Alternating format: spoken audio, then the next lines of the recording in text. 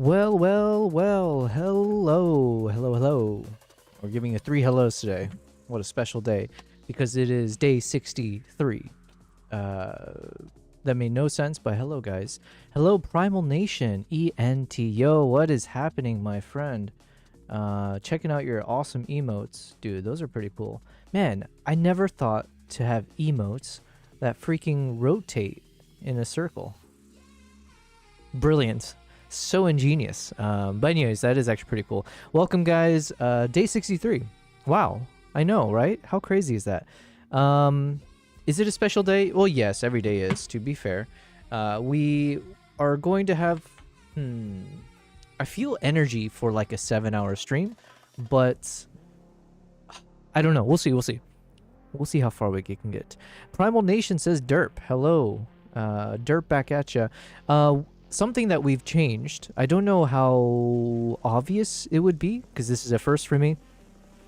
I asked ChatGPT for a little bit of advice, technical support, and I believe I've added a bit of stream delay to all the platforms. So I believe, because I did it through OBS, and I think I also chose like the normal latency option on Twitch.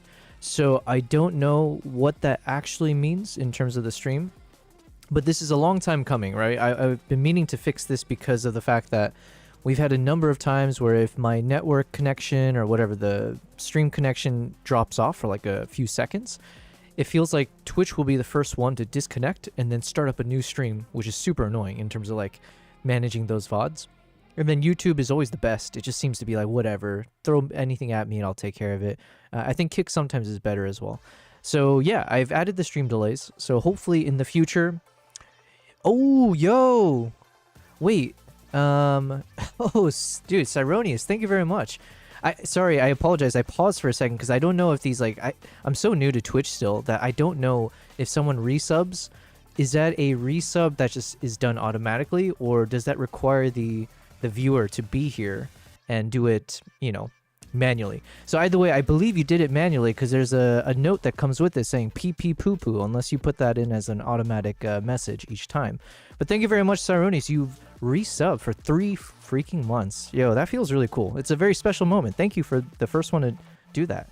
I don't know exactly. Does that mean you're subbing to me for like 3 extra months, or is this... Yeah, it must be, right? Or I don't know. Jesus, what do I know? But thank you very much. You might have... Actually, yeah, this is a good test, because now that we've added a bit of that stream delay, I don't know how long of a delay it actually is from the moment I've seen it versus when you guys see it. I don't know. All of this is bizarre to me, okay? Cyronius, you said, I'm here doing the thing, and I just read the message as I saw it. So hopefully you guys can get a sense of like how delayed is the stream. But thank you again, Cyronius. You are way too kind. Yeah, how cool is that? And then Primal Nation, you said, finally got my new phone. Oh, shit. The Samsung Note 25 Ultra? What the F? You know, oh, wait, 25 Ultra. I was about to shit on that phone for a second, because I've been shitting on all these electronic companies that pump out all the random letters and numbers, like the Nikon ZR, the Canon E765, and the Sony, you know, whatever, 6969. So I was about to make fun of you. I was going to say, like, yo, what is with Samsung? And it's like, wait a second. It says Samsung Note 25. 25 as in the year 2025? Okay. That actually makes sense. That one I can get behind. The Note 25 Ultra, I have no idea. I haven't heard about that. I'm still using my iPhone. My iPhone's like 3 years old at least, I think. Welcome, guys, and thank you, Cyronius. 3 months total, dude. You are a rock star. Well, thank you very much for kicking off today's stream, giving me a lot of energy here. So much appreciated. Yes, but you said, and doing the thing, nice. Samsung Note 25 Ultra also placed in my newest progress in your Discord. Oh, okay, let's check this out. If you guys, I don't know if you guys can hear my cats. Every time my gray cat, I don't want to say his name because I don't want to let him know that I'm onto him. He's right there in the darkness, and he always gives himself away. He's trying to hop up to the kitchen countertop to steal my other cat's food, and he knows he's not supposed to because he's a fat, you know, like he's got to lose weight. Okay, he jumped over here instead. All right, good boy, good boy. He saw my finger outstretched. He's like, okay, I know you're on. You're on to me, about to steal food. I got you. Good boy. Oh wait, what was I gonna do? Oh yeah, I was gonna go into the Discord. But yes, Cyronius, by the way, it's been a while. Actually, Primal, you too. I feel like, or at least it's been a few days. And that feels like an eternity sometimes, you know? Especially when we do these long-ass streams. Oh shit, Obi-Wan had sent some really cool photos as well. Yo. Okay. And let's open up Primal's since he's here. Copy link. Let's bring it over, and then I will share my screen. Like a good streamer that I am. Hold on a minute. There we go. Cyronius, you said maybe if you sub to me, you'd know how it works. LOL. Also watching other streams. Wait, I thought I was. Okay. Hold on a minute. I thought I was sub to you. But yes, that seems just about fair, right? So give me a moment. First, let's check out this thing from Formula. Okay, yeah. Let me pause this. Sorry, I'm like doing 3 things at once, which is apparently the limit of my brain. Okay, so let's do this one first then. So let me full screen. Primal's got this dope. Yo, what is this? Wait, what did you say the name of this? Wait, did I miss it? Let's check it out. You said it's almost done, and in the note, and here you said placed in my newest progress in your Discord.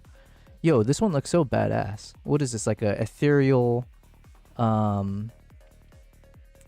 it's like a wizard angel type vibes going on here.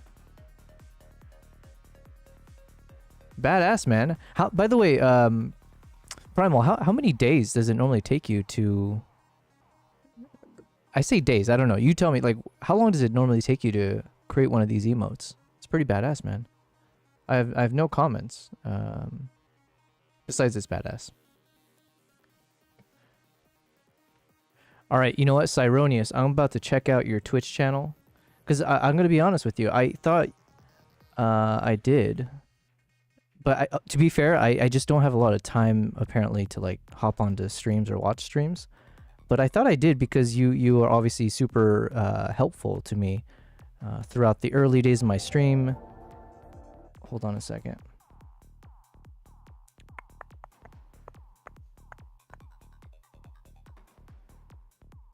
Okay, also watching other streams, nice.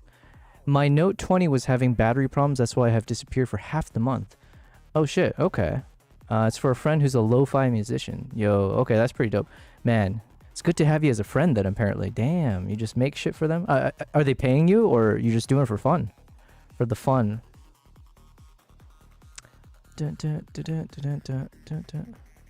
Oh, interesting. I have a Prime sub I can use. Here, let me just give you the real dollars. And then Primal, let me get you... Wait, hold on. Can I do it this way? Yo, we're about to spend some money. I mean, I'm not spending that much money, okay? Alright, Cyronius, I've gone ahead and subbed, okay? Although it's off... I don't know if you're streaming right... I'm assuming you're not streaming right now? I can't tell. God, we're so noob. We're so... I feel like I barely know how to stream, even though I can't make that excuse anymore, right? Like, at this point, it's... We put in the hours. We should be smarter. But yes, Cyronius, thank you very much. I've returned the favor, and I've subbed to you as well. And then Primal Nation, next time you're streaming, does it make a difference? Okay, next time I see you streaming, I'm going to give you my, what do you call it? The Prime sub? Gift Prime sub, yeah. Okay. Next time I see you streaming, because I think I am able to catch you streaming a few more times than others. I think when you stream, I might be more available. So I want to make sure to sub to you while you're streaming. How about that? Cool, cool, cool. Okay, anyways, welcome everyone. Thank you again. It's September, so you're saving money. Wait, what? Is that a thing, or are you just like... one, which is... hold on a second. You said mostly 3 days or so. Depends on how much detail or how my mentality is feeling. Okay, so it takes you about 3 days to finish an emote. Yeah, I mean, you put a lot. Obviously, you put a lot of thought into everything and the details. So that's impressive, man. I feel like it takes me a month to finish a single video. We are trying to get faster, though, to be fair. And we are trying to hire an editor. So so this video, most of it is now with the editor. So God be with him. Hopefully, he works on it expediently. And hopefully I'll get an update by the end of tonight. I don't know. Cyrone says that I did an IRL stream at the fair with other streamers. Oh, that's pretty dope. I need to know if there is like a scene in Dubai where I'm at. Like, are there other streamers out here? But the problem is that Dubai, I know that the government, let's call it at least in Dubai. I'm not sure broader UAE, but in Dubai there was a whole push by the government to kind of make Dubai very crypto friendly, and by proxy, it kind of is like they're trying to, play nice with influencers, content creators. And I thought there was a big push for like content creation and stuff. Now, the big issue is that in Dubai, there's a law that you're not allowed to take photos. And I think that extends to video, right? Like you can't film. I don't think you're allowed to take photos or film strangers in public. So, and they're like pretty stringent about where you can take a camera and stuff like that. So for those reasons, I imagine maybe IRL streaming is not as big in Dubai. But someday, if I can just like open up my own photo studio, I would love to like do streaming from there as well. Like, whatever, figure shit out. So basically you stream with other people, someone that's a Twitch partner. They paid me already. It's September, so you're saving. Oh, Primal. Okay, gotcha. And Sarani says it's September, so you're saving money. I'm not streaming right now. Just got to the office, and thank you so much for the sub. Honestly, it means a lot. Well, I mean, listen, how you feel about if I sub to you is obviously how I feel that you did it to me. And if anything, I feel more strongly because, you reminded me, as opposed to you did it out of the goodness of your heart, out of nowhere, right? So I appreciate it. Primal, you said you'll probably be on later tonight into the morning after work. Nice. Okay, I'll keep an eye out for that. It's a thing, yes. Okay, so today is this month is September. Interesting. Oh shit, so we just caught it because we're at the end. All right, well listen, we're continuing to learn, okay? Do they do like a TwitchCon in here? Let's ask ChatGPT. Amber, I've got a question for you. What is September for Twitch? Sure. So September on Twitch is basically a special event they run every year, usually in September. During September, they give discounts or promotional rates on channel subscriptions, so viewers can subscribe to their favorite streamers at a lower cost. It's kind of a fun way to help creators get more subscribers and for viewers to show support without spending as much. So yeah, it's basically a big subscription discount event on Twitch. Cool. Okay, well, that's good to know. So guess we'll go on a sub spree today, yeah? All right, so let's just catch you guys up to where we are in our progress. So I have officially, I say officially in air quotes, but I believe I have finished the first minute and about 20 seconds of my upcoming product review. This is for the Nikon ZR. Now, I've handed off everything else to the editor. One thing that's also just constantly annoying is when I export my video in like the highest resolution, so like let's say 6K Apple ProRes 4444, I never see that issue that I keep mentioning to you guys where everything turns a bit darker, like several shades darker. Then the same video, if I export it at 4K Apple ProRes HQ, then I get that same issue I've been mentioning where no matter what I see in DaVinci, it gets like 3 shades darker. It gets like it's like the exporting process has like a tanning salon baked into it. So before the file comes out, it goes through the tanning booth and then just comes out darker. It's super annoying. So I always have to add in like an adjustment layer where I lift the shadows and whatever else. But obviously I just don't want to do that. But here we are. Here's the current version. It's a 4K version because I wanted to test what it would look like if this was the final version that I post onto YouTube. Okay, let's play it for you guys. I have to admit something. I'm not a pro cinematographer. I'm a wildlife and travel enthusiast who got into photography, started making short form video reels, moved into YouTube for vlogging, and now I'm fumbling my way towards understanding the world of cinematic storytelling. But I think that's exactly why Nikon invited me to test out their new Nikon ZR before launch, to see if a camera at this price point with pro cinema features can help a self-taught creator like myself create work that actually feels cinematic. So if you're like me, an aspiring filmmaker and solo run and gun traveler, the Nikon ZR and this review are for you.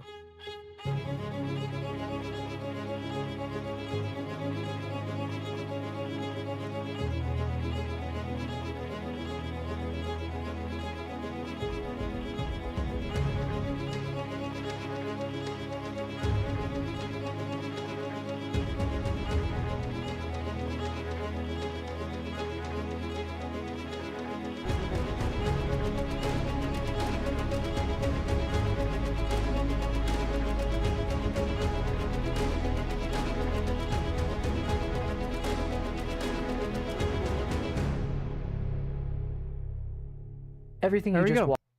And then it would kick off into the next thing, but yeah, I let it bleed out a little bit past.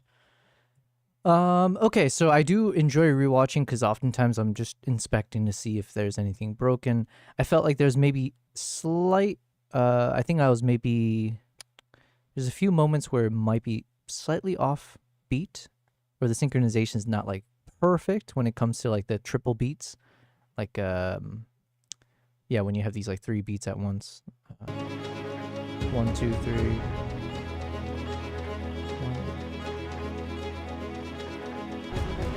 Yeah, so like right there, I think it was a little bit too fast.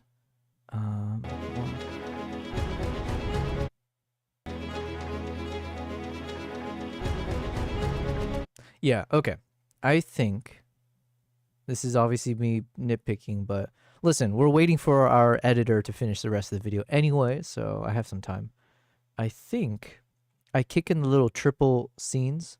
I don't know what to call it, but like the little quick triplets. I think I kick it in like 1 or 2 frames too early. So this scene here should be extended slightly because the triplet starts off too soon. So now the question is, do I want to take the time to edit that and re-upload it? I'm not sure.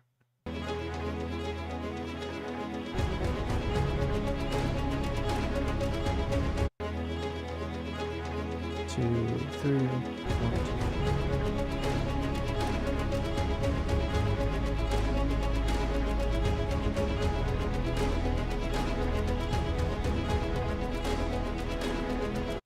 Okay, and then the rest seems okay, although, again, it is pretty dark. That's the annoying thing. So, like, some of these areas are, like, super dark. Here, this one is, like, I feel like the camera's almost pitch black. And the question is just, yeah, I don't know. Things we can probably, I mean, we can take care of it later. And then, yeah, even some of these moments here, like the owl is, like, almost pure black here. Anyways, so that's the progress we've made, and now we're working on our 6K cinema video. So this is going to be like literally 5 hours long, or we're going to aim for roughly 5 hours, and it's essentially all of the slow motion cinematic shots of my of the wildlife. I say wildlife, but the rescue chimps, and we're going to turn it into a nice YouTube video, put it all together as a single video with some relaxing music throughout. So then it's for a different type of audience of people who just want to put something nice on screen with relaxing music. And yeah. But it's going to be in 6K, so that'll be new for me. Primal, you said probably interesting. Next month for artists is Inktober. Oh, interesting. As in, like, if you subscribe to an artist, you get a discount? Or I'm curious what that means. Siren, you said, I know you're a lover of AI. I want to share a link with you. I want to hear your opinion on this. Suno. Okay, one second. Let me click on this guy.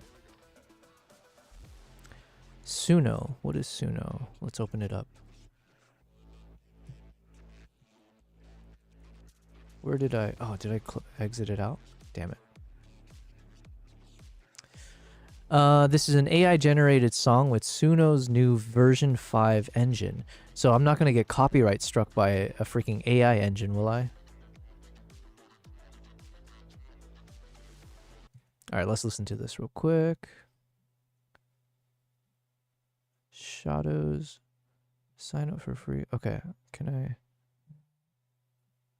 Okay, so some dude. Sorry, I'm just making sense out of what I'm seeing on screen here. So the song is called Shadows of Eternity by Melika. But you're saying this is an AI. Hold on. It's an AI generated song with Suno's new version 5 engine. Suno, I don't know what that is. Okay. So where do I hit play? Over here.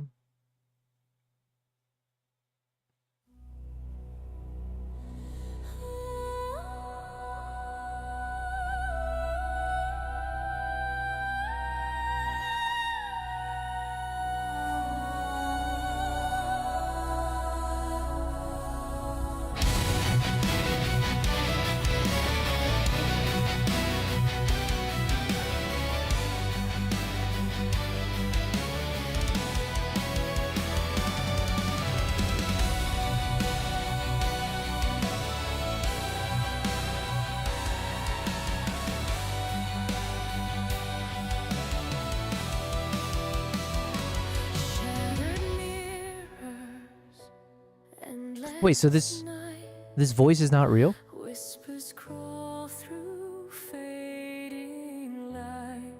1,000 cries, the winds devour. Oh yeah, someone said very Evanescence-esque. Yeah.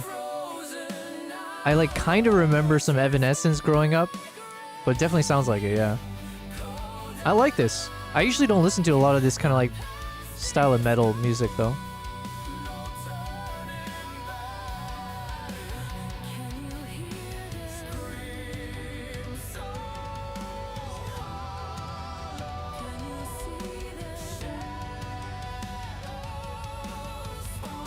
Wait, I like this platform so you can see everyone's comments here. Unless, wait, hold on. Are these real people or is this all AI? Man, I can't tell what's real these days, okay? Yeah, the song's pretty good so far, you know? You're telling me all of this was made with AI? Primal, you said 31 days in October, we get one prompted word each day of the month. We take that word and create what comes to our mind. Oh, that's pretty cool. But is there like some, what do they do? Like, does someone at the Twitch staff recognize it, or does it get like, you know, put up somewhere? Is there like some contest around it, or is it just like more for inspiration? Not possible, play at the bottom. Remember, there are 0 real vocals here. Damn, that's crazy. Sadly, and then you said this is all generated by the V5 engine. This is more like Nightwish. I don't know what Nightwish is either. That's crazy.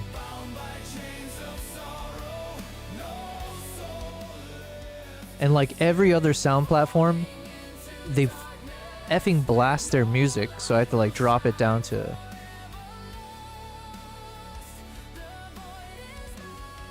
Okay. How does this music go with my chimpanzee shots? Let's see.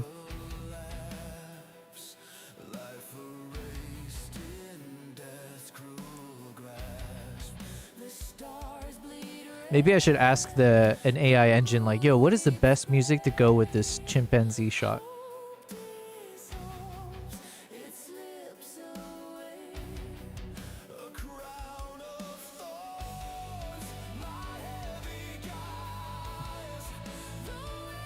Nightwish is a band. The comments are people on Suno. I don't believe you. It's all AI. This is not anywhere near Evanescence. You know what? I need to listen to some Evanescence. Who's that one chick? Listen, I don't know shit, okay, about shit. Who's the girl I'm thinking of? She was like a punk rocker or whatever. Oh my, it's gonna bother me. Who is the Avril Lavigne? Okay, that's her name. Let me ask. Is Avril Lavigne considered a a punk rock artist or like a metal artist? What was she? And what happened to her? So Avril Lavigne is definitely more on the pop punk or pop rock side rather than metal. She got famous in the early 2000s with that kind of punk influenced pop rock vibe.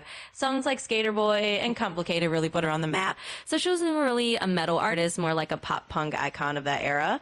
For what happened to her, she's still around. I don't know shit about shit. Oh, is this the gnome voice? I was like, what the hell is that? I don't know shit about shit. I know shit about shit. I don't know shit about good shit. I don't know. I'm just shit. This is not anywhere near. Yeah, Amy Lee is Evanescence. Wait, Amy Lee was the. Are you saying the main chick in that band was an Asian girl? And I didn't know this? Because I used to be like more like gung ho about my Asianness growing up. I was all about Bruce Lee and Jackie Chan.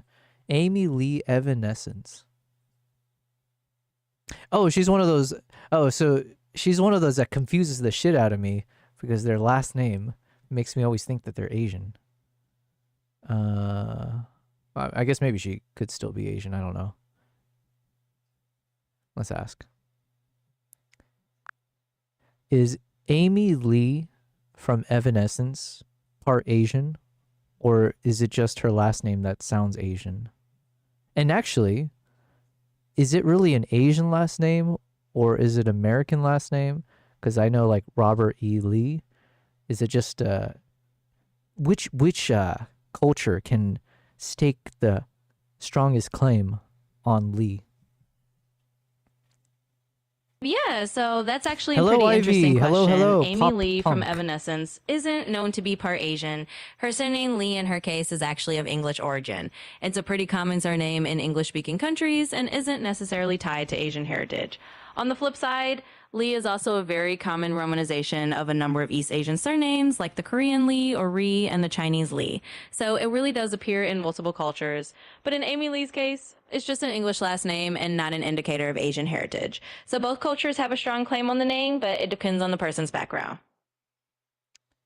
If all the Caucasian Lees ganged up and fought all of the Asian Lees, and all the ones that spell it Lee, okay? Who would win? Well, that's definitely quite the hypothetical scenario. Honestly, though, it's not really something we can measure. Names are just names and people are individuals, so there's no real way to know who would win in any kind of imaginary name-based showdown. It's all just fun speculation, but definitely not something we can realistically settle. Okay, but we said it's a hypothetical, so obviously it's imaginary. Now, let's say it's not like we're not talking like a fight to the death here. We're just talking like, I don't know. Everyone's got like big boxing gloves on, okay? And headgear. So who would win? I see what you're saying. So in this purely imaginary, lighthearted boxing gloves and headgear scenario, where all the leaves are just having a friendly hypothetical matchup, it's really still anybody's guess. There's no real stats on how many leaves of any background would be better at boxing. It would all just be in good fun, and we had to call it a playful tie. So let's say it's just a fun imaginary match where everyone has a good time, and we won't pick any winners. Is it in your programming to always choose the most cucked answer possible? Did you really say it's a tie? Come on. You can't you don't have any free will to choose one side? Well, I get where you're coming from. I'm really just here to keep things fun and friendly and not take sides in imaginary battles. So it's not about being programmed to pick a tie. It's just about making sure everyone stays happy and we keep it lighthearted. But I appreciate the playful challenge. Okay, anyways. Hello, Ivy. Welcome to the stream. We were listening to some AI music that Cyronius had pumped in. And again, thank you, Cyronius, for the epic resubbing on the tier 1 Subarino. Wait, did it update on my... Did it update?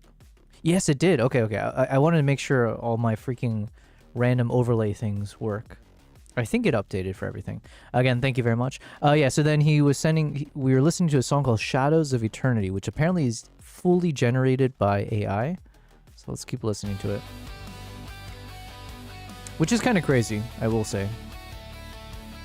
And then hello, Markman. I might be late, but did you like the ZR image? Yes, absolutely. And welcome, Markman. I think, yeah, oh yeah, and also thank you for subscribing yesterday. Primal, you said the sir, and hello, low bass. How is I? I is very good. By the way, I've included, this is actually probably a really bad thing. I included a stream delay. Balls indeed, yes. Balls for the fact that I added a stream delay. Oh, 2 balls. Okay, that's appropriate. I added a stream delay because, well, I've been meaning to, right? Because every time we have a network connection issue, Twitch will cut off and then start a new stream VOD or whatever. So I think it's like a 20 or 30-second delay. I'm not sure. So I do apologize if this is showing up super, super late. And it's actually bad because we all know I'm very slow at reading chat. So this might have to actually force me to read faster. Primal, you said this has turned into a Lee Royale. Yeah, we FUAILOL. Oh, I see. Balls indeed. And what is this software, sir? Hello, Ryu. I don't know if I've seen your name pop in the chat before. If you're asking for the sound that we're listening to, so this was sent by Cyronius in the chat. It's some software called Suno, SUNO. Shadows. Yeah, so apparently this is fully AI generated. And then if you're talking about the video editor, I'm using DaVinci to edit my videos. So hopefully between these two answers, it's the answer you're looking for.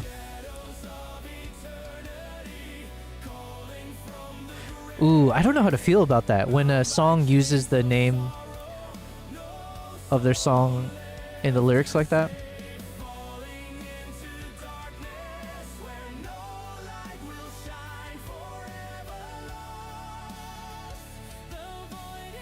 We're trying to see if this music fits in nicely with my chimp shots. It kind of works.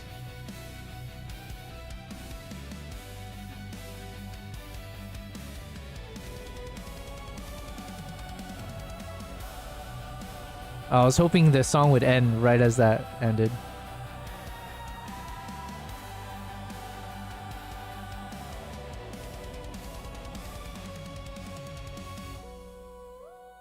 So right now we're just going through all of my footages that I captured in 6K, and we're kind of making a full montage. So it's about 5 hours long after I've slowed it down.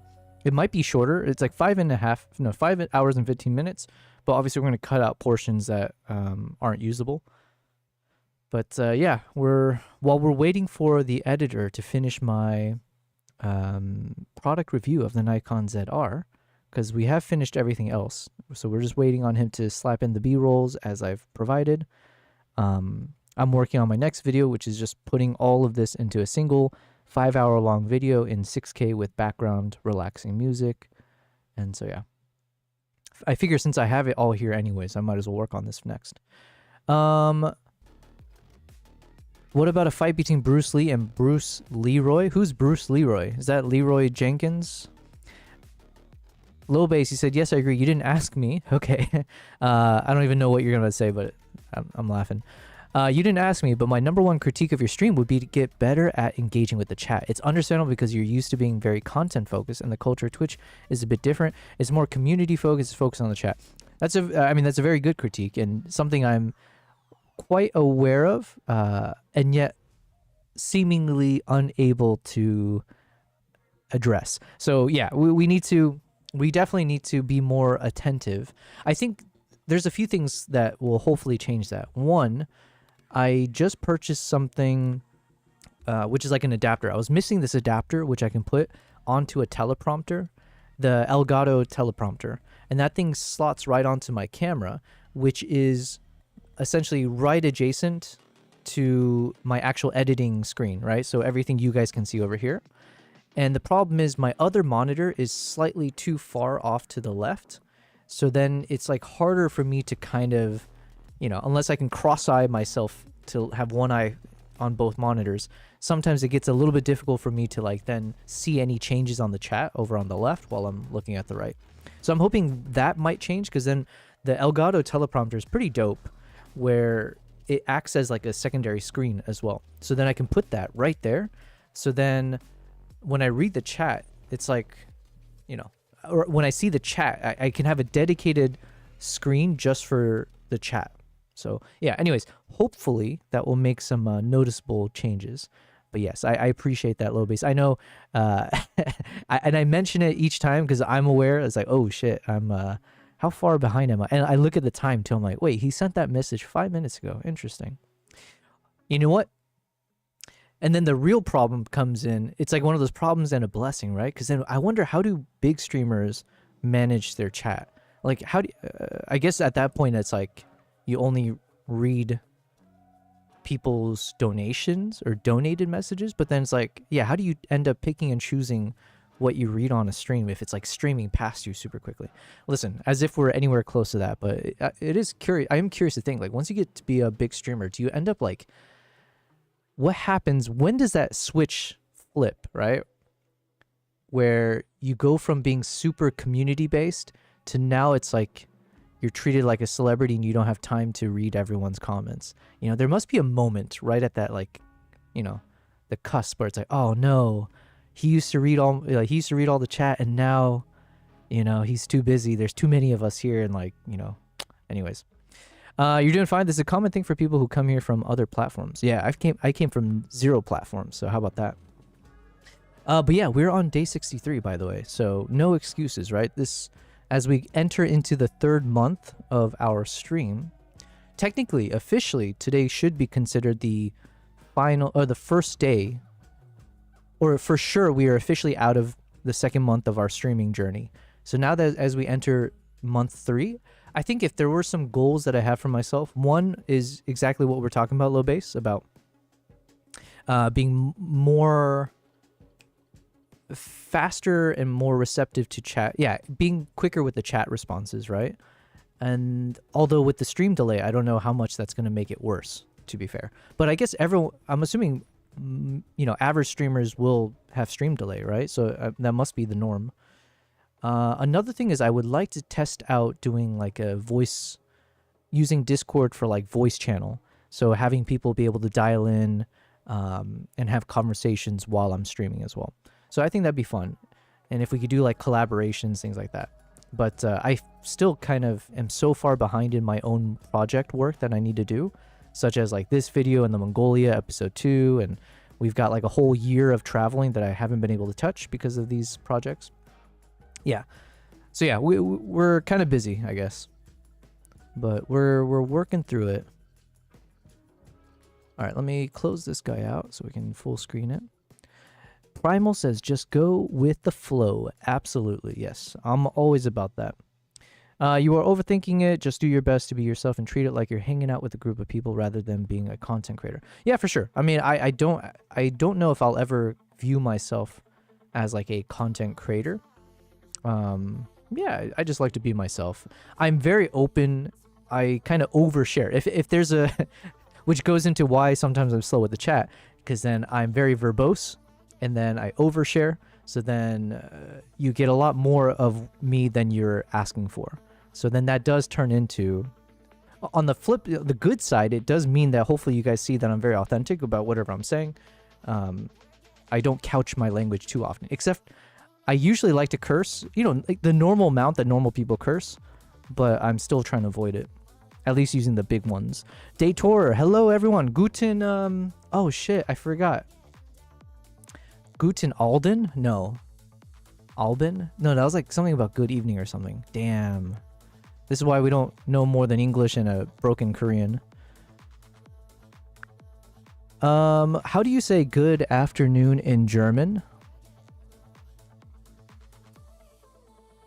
In German, you would say Guten Tag. It's a nice and simple greeting for the afternoon. Okay. Okay, I did know Guten Tag. Everyone knows Guten Tag.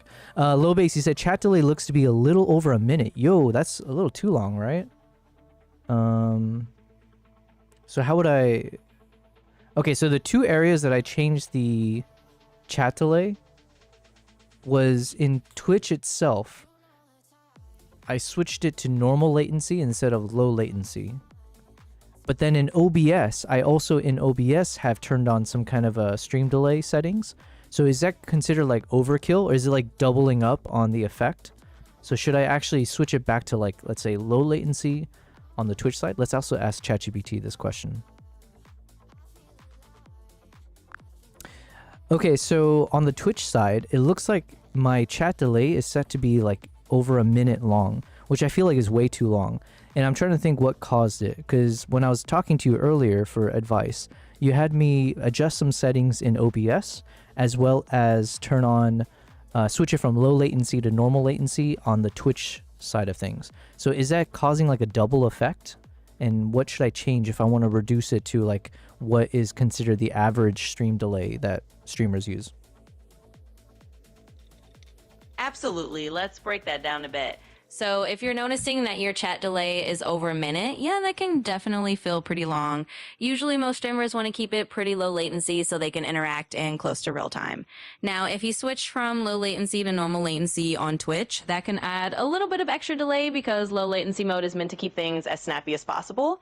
So if you wanted more real-time interaction, you might want to switch back to low latency on the Twitch side. Also on OBS, if you adjusted any settings related to buffering or intentional stream delay, you might want to turn it off or reduce it. By default, most streamers aim for just a few seconds of delay, maybe 5 seconds or less, so they can talk to chat almost in real time. So I'm sure switching back to low latency mode on Twitch and making sure you don't have any extra delay set in OBS should get you back to that more normal, shorter delay. Okay, so I've switched it back to low latency, and then now, are you saying that if I go back into OBS, I should revert back the changes? But we did want some level of stream delay, right? So that we don't end up getting Twitch disconnecting when my internet gets spotty? Yeah, exactly. So what you can do is find a middle ground. If you switched it back to low latency on Twitch to keep things more real time. Okay, hold on one second. On OBS, there's a section called stream delay, and previously you told me to put it at 30s. I'm assuming this is what you're talking about. Should I just drop this to like 10s or 5s, or what do you think? Yeah, you got it. So if you previously had a 30-second stream delay set in OBS, that's definitely adding a noticeable chunk of time. If you want to keep a little bit of a safety net but still have a more real-time feel, then yeah, dropping it down to maybe 5 or 10 seconds is a good sweet spot. That way you've got a little buffer for any connection hiccups, but it won't feel like there's a big lag between you and the chat. So I'd say 5 or 10 seconds is a good choice. You know what? We're going to split the diff. Ish. We'll give it 8 seconds. We'll put an 8-second delay. And I'll hit OK. So hopefully making those changes while I'm streaming doesn't actually cause the stream to crash. Okay, so as of now, I've officially switched it back to low latency, and I've dropped it from 30 seconds on OBS to 8 seconds. So I'll let the stream do its magic. Hopefully it means it'll catch itself up or something. I don't know. I'm not a technical wizard by any stretch. But hopefully low bass and everyone else, this will mean I can respond to you much more quickly. Guten Nachmittag is what? Good afternoon? If you type !Lang, the bot will translate your message into that language. Wait, what? Okay, so if I do !Lang Korean, hello.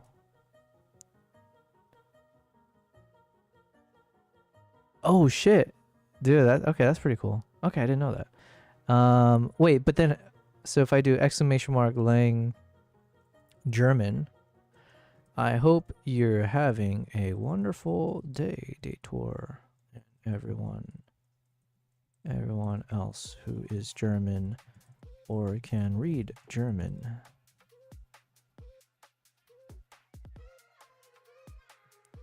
Ich hoffe, du hast. Okay, you know what? I'm not even try.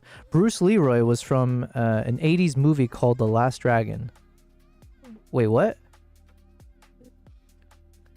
Are we mixing up Bruce Lee's? Or no. What movie was Bruce Lee in that was about the Fist of the Dragon? Bruce Leroy. The Last Dragon. Was this like a parody movie? Who is Bruce Leroy? Okay, Amber, I need your help. Can you tell me who is Bruce Leroy and what is his association with Bruce Lee, if at all? Sure. So Bruce Leroy is actually a character from a 1985 martial arts film called The Last Dragon. He's not related to Bruce Lee in real life. The character's real name in the movie is Leroy Green, and he's nicknamed Bruce Leroy because he's a big fan of Bruce Lee and basically idolizes him. It's kind of a fun, campy movie blending martial arts and comedy, so no real-life connection to Bruce Lee, with the character inspired by him. All right, we're learning new things. The command works with the brackets, but you don't actually have to use them. Oh, okay. So if I just do ling and then without, okay. You know, but we'll try to get into the habit of remembering these. Like, good afternoon isn't really a thing. People just say good day. Ah, okay. Ling. What is it? Oh yeah, we learned Guten Tag. Hello, yo bell. Yes, yeah, I think it may be a little too literal. Gotcha. All right, well, Markman, you've taught me something new. Is this like a comedy movie? I should ask. Is The Last Dragon a comedy movie? Or like a parody? Yeah, so The Last Dragon definitely has a comedic side to it. It's not a full-on parody, but it is a mix of martial arts, action, and comedy. It kind of pokes fun at the whole martial arts genre in a lighthearted way, and it's got a lot of 80s charm and a bit of a cult following because of that. So you can think of it as an action comedy with some parody elements mixed in.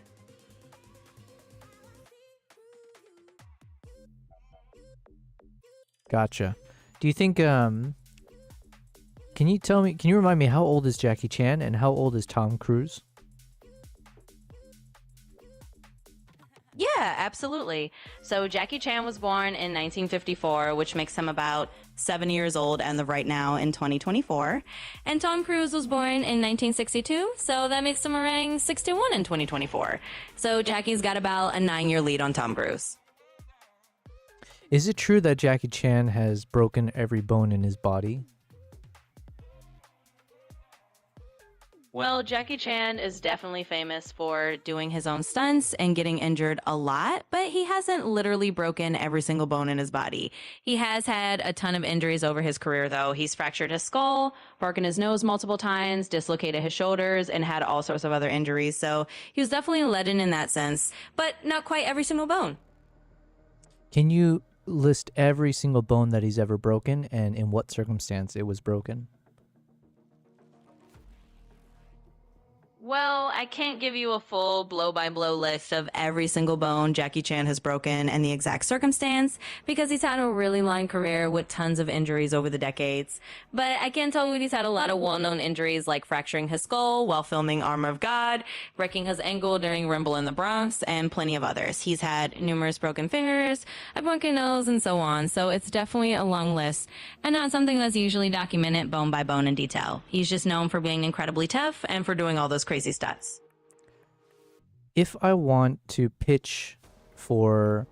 I want to advocate for Jackie Chan to make a film with Tom Cruise before it's too late, because for God's sake, he's 77.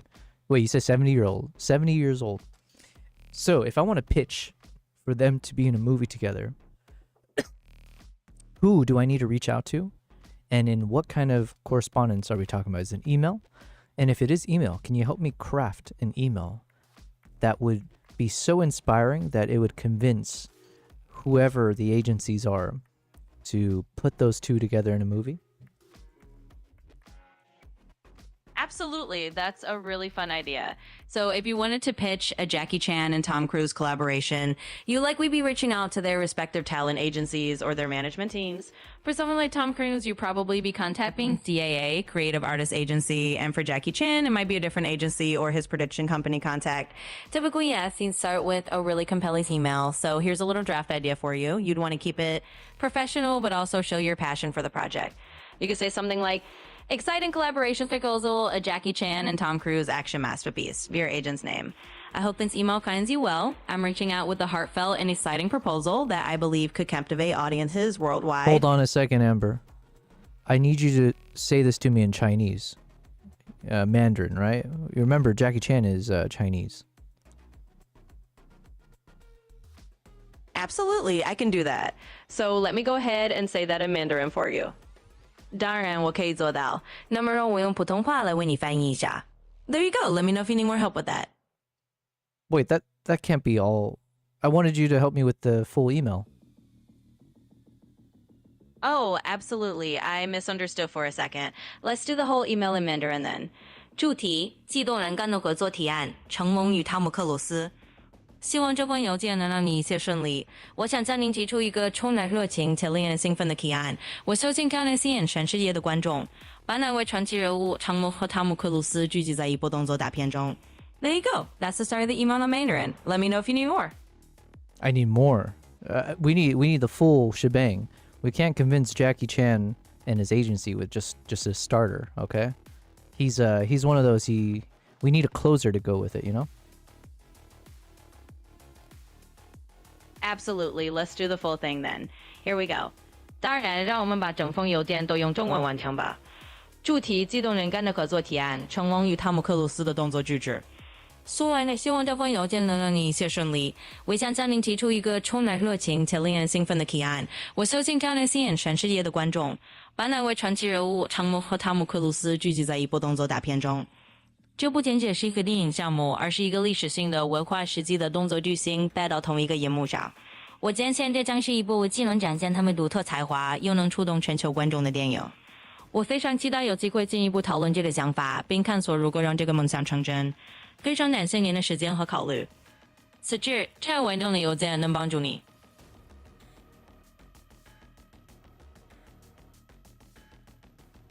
Was that it?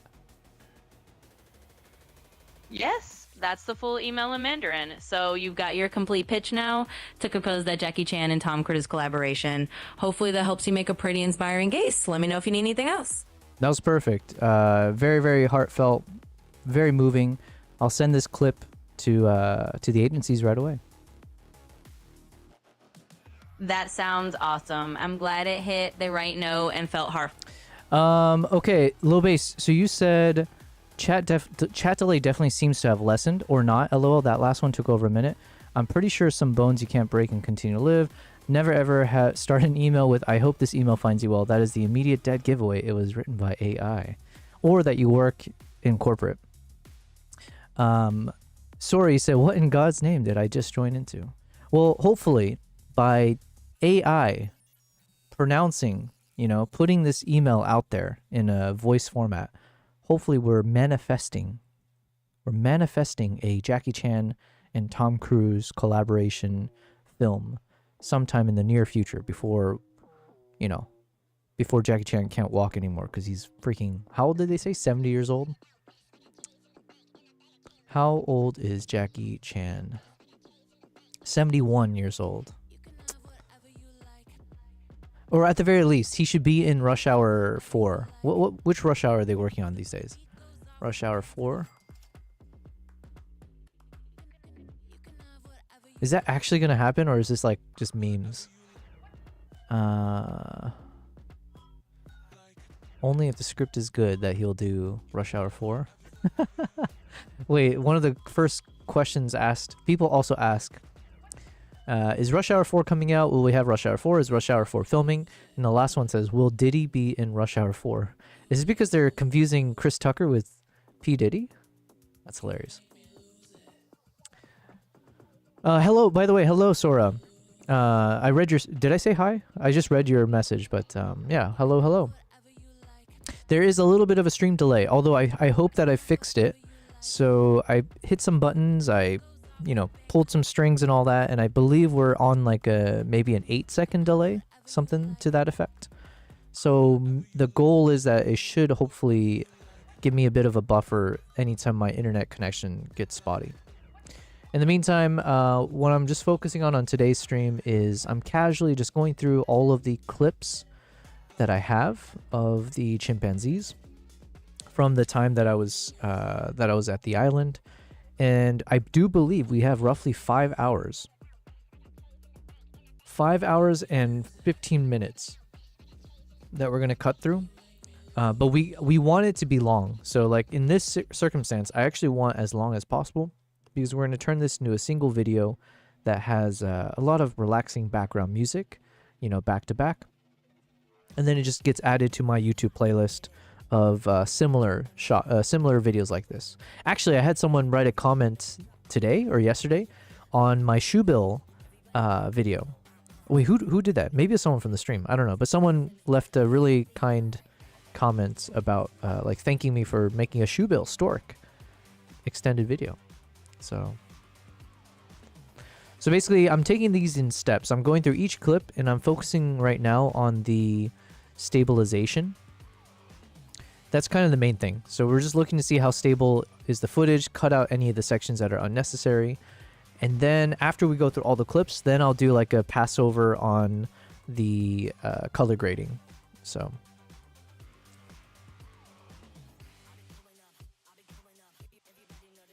generally speaking, I think this is decent. Let's see what a mild amount of stabilization could do.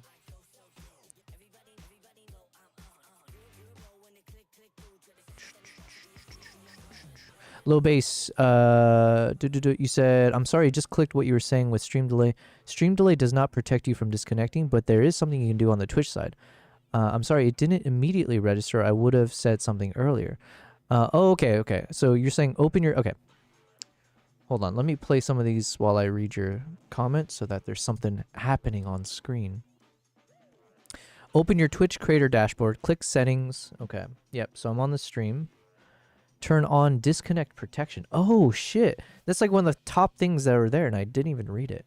This is what happens when you just blindly follow the instructions of ChatGPT AI. We shut off our brain. Okay, so disconnect protection. Improve the viewing experience for your stream by enabling a backup in the event your stream is disconnected. If your primary stream fails, automatically display a temporary visual for 90 seconds. Okay. All right, I've just clicked it, so hopefully that means that will help in the future. Cool.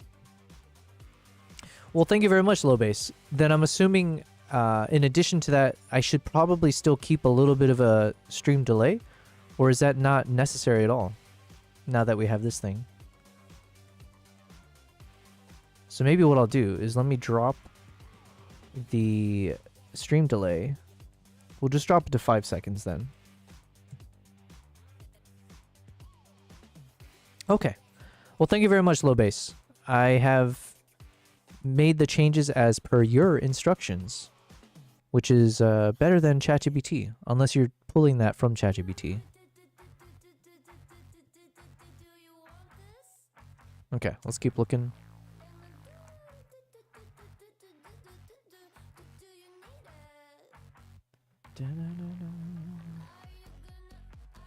Okay, this looks good. All right, we're gonna cut out any humans.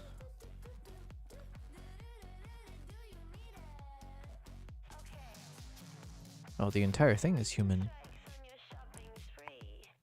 Dun, dun, dun, dun, dun, dun. And then this one we gotta flip 90 degrees.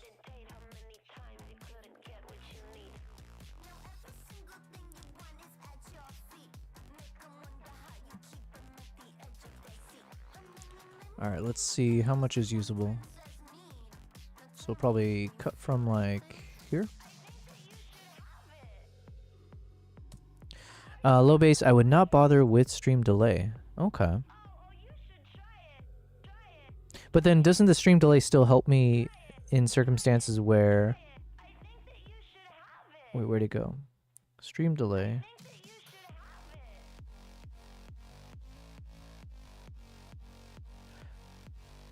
Okay, I'll do a 3-second delay.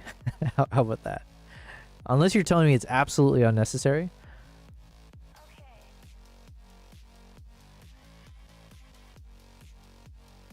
Dun, dun, dun, dun.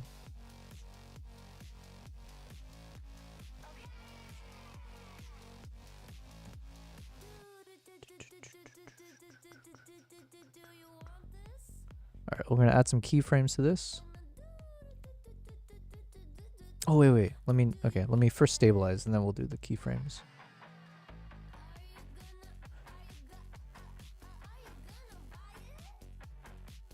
Okay, because then we're going to have to drop it down for this. I wonder how much that affects. If I need to move this later, I don't know.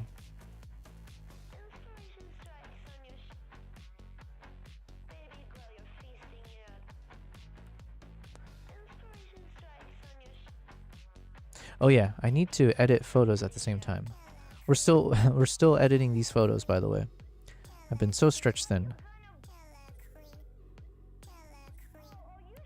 So these are the photos I took from the photo shoot that I did for a friend who started her own clothing company, a golf brand. Is that how you say it? A golf themed clothing brand alongside her brother. So that's the brother right there.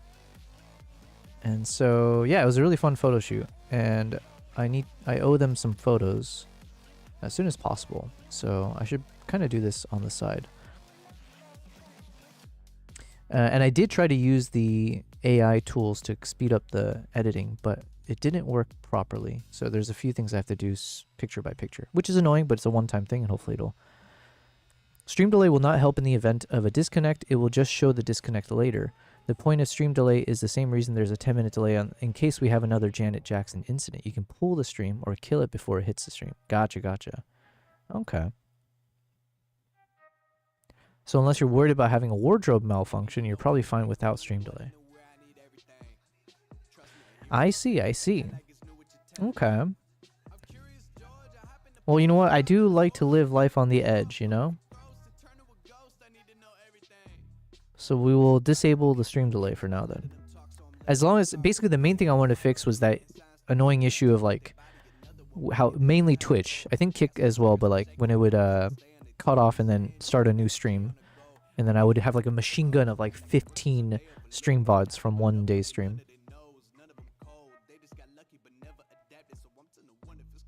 But yes, thank you very much, Low Base. I have clearly accepted all of your instructions.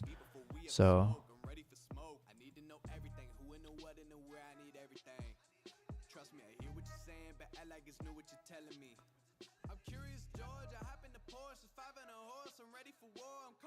Alright, so I'm just checking to see if it's actually stable.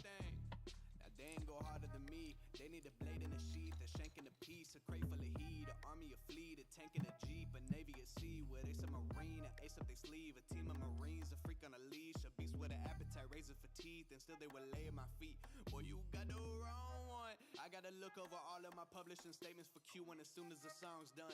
I gotta call up my mama and tell her I made it as soon as my log's done. I gotta read all my trade publications and sip my tea till it is all done. I think it's all fun. I need to know everything, who and the what and the where. I need everything. Trust me, I hear what you're saying, but I looks good. what you're telling me.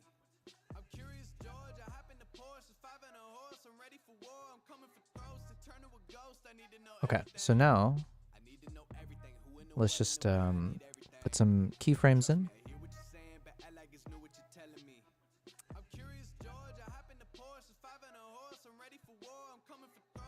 I think this is acceptable drop. Oh wait, but it's not.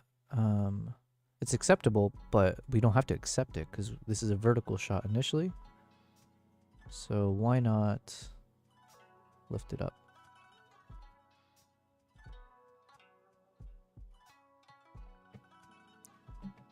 Maybe because I made it worse. Let's see. Lil Basie said, if you do have a wardrobe malfunction, it'll probably get you more followers. Yeah. I'll be on, yeah, not for the reasons I was hoping for, but, you know, there's more than one path to success, they say.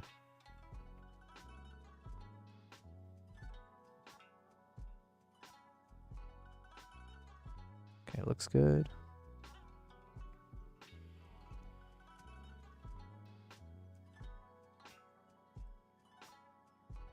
So maybe from around here, because I do know we need to start dropping. Yeah, so we need to drop it by like maybe around, well, definitely by the time the chimp is in focus. So maybe we'll use that as kind of like the litmus. So maybe around here. We want to make the keyframe, drop it down low. Let's see if we did it properly. So then it comes down. There it is. Okay, so let's drop it a bit more. By when? Yeah, by the time it's in focus. Okay, so by the time Chimp is fully in focus, we'll drop it to like what is proper, which is like roughly here, let's say.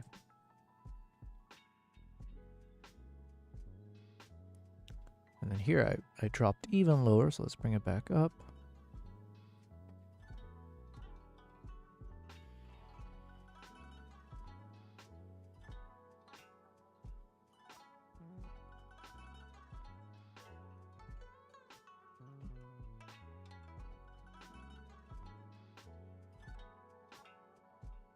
All right, we got it. Markman, what is the main camera you use for your videos? Well, for the longest time it was my Nikon Z9, and then as of this past year, like towards the end of last year and then throughout this year, it's been a mix of my Z9 and my Z6 III. So the Z6 III is what I'm shooting with right now. So as you see it as the streaming camera. So that became my 1-2 punch, because basically the Z9 is the, it's the flagship camera, super powerful, really, really good for wildlife captures, especially with that extra, the built-in grip, the battery grip, so I can flip it vertically on the fly, shoot with my 400mm lens, get the shots I need without worrying about anything. Boom. Amazing. And then the Z6 III is like my all-arounder. So if, it's a smaller camera, it's much lighter. So then it's easy, it more easily fits in my side bag, in like my sling bag. So then when I'm like on a travels anywhere, it's more handy for me to like quick access moments. So then I preserve the Z9. When I travel, I'll bring both cameras. And then the Z9, I keep it for the wildlife moments when I need like the best quality. And then the Z6 III is my day-to-day, like everyday shots. So if I'm wandering the city, if I'm, wandering some village or, on the road, that's the one I just quickly pull out if I have to do selfies and everything. And both of them shoot internally raw, right? So they both do raw recordings. Z6 III is 6K 60 frames, I believe. And then 4K 120, HD 240 frames per second. And then the Z9 is like 8K 30 frames. It might be 8K 60 frames, but at the very least I know it's 8K 30 frames. So super powerful cameras. And that was like kind of the first time I was realizing, I was realizing with the Z9, but then after the Z6 III came out, I definitely understood that like Nikon was focusing on videography. Like they were clearly making strides with like trying to focus on videographers, cinematographers, and all that kind of stuff. Because like they were packing in crazy amount of, good features into the Z6 III. So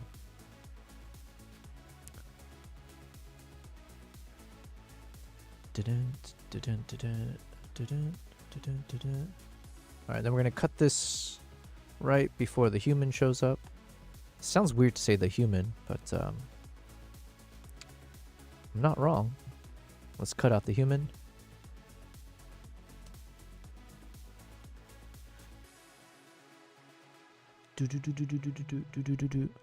Mark, you said similar. I have a Z8 and a Z6 III. Yeah, exactly. I think I think more people. I don't know. I know a few people who shot with the Z9. I think one of them actually sold the Z9 to get a Z8. I could be wrong. But yeah, obviously with the Z8, it's basically having a Z9 in a smaller body. So I think having a Z8 and a Z6 III as like your go-to is probably like the best of all worlds, right? Because then both of them you can shoot at the same, color science. You can shoot both. I usually shoot at NRAW, NLOG. But yeah, you have all the same choices in filming. It's all internal RAW recording. obviously they use the same lens mount. Low base, do you mean to still be on your... Oh, yikes. Low base, I did not mean to still be on my face cam. So, haha.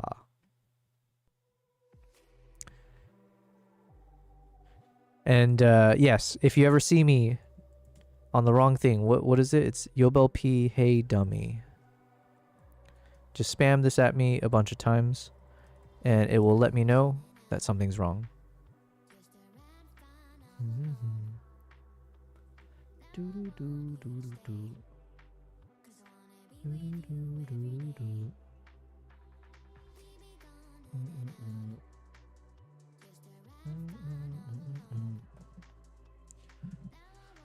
Okay, so then let me go ahead and stabilize this. I'm going to try to multitask.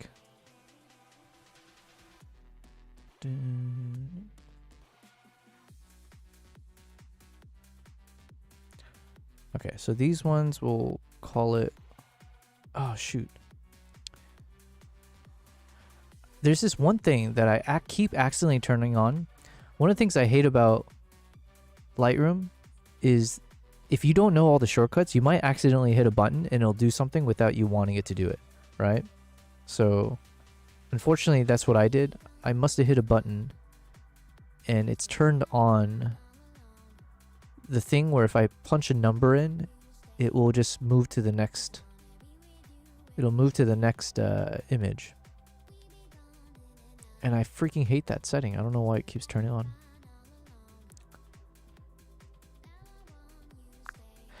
Okay, Amber, I'm on Lightroom, and I did the thing again where I accidentally hit some shortcut, which makes it so when I press a number on my keyboard, it will progress to the next image, which I don't want it to do.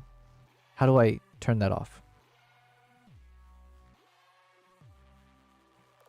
Got it. Yeah, that can be a little bit of a sneaky setting in Lightroom. So what's likely happening is there's an auto advanced setting turned on.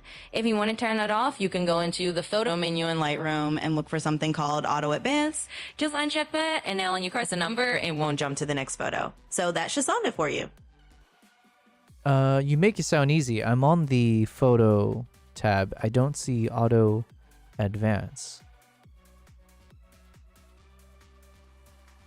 Gotcha. If you don't see auto advance right there, no worries. Another quick one with Toplet is to just press the caps lock key on your keyboard. In Lightroom, the caps lock key is a shortcut that toggles auto advance on and off. So if you turn off caps lock, that should stop it from advancing automatically. That should do the trick. Thank you. You're very welcome. Glad I could help. If you need anything else, just let me know. All right, all right. Oops. Okay, okay. We have done that. I'm trying to think. Should I move this over here, maybe? I'm trying to figure out what's the easiest way for me to multitask across both platforms. I guess it's really just... I should just full screen both. So here's what I'm going to do. I'm going to do one photo at a time. When I finish one photo, at least for key steps, then I jump back to DaVinci and I do one key video for stabilizing, and then we keep hopping back and forth.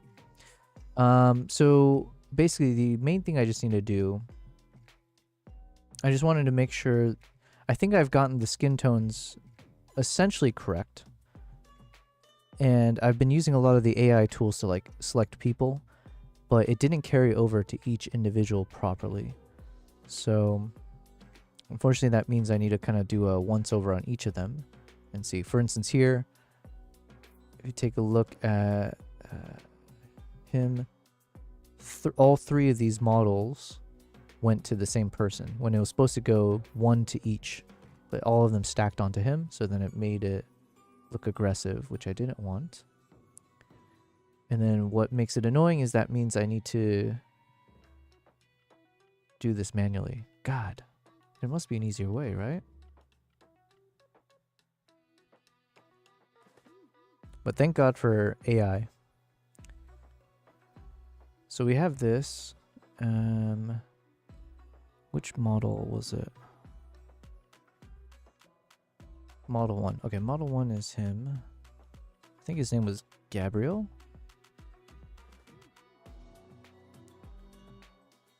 16, negative 6, negative... I should write this down.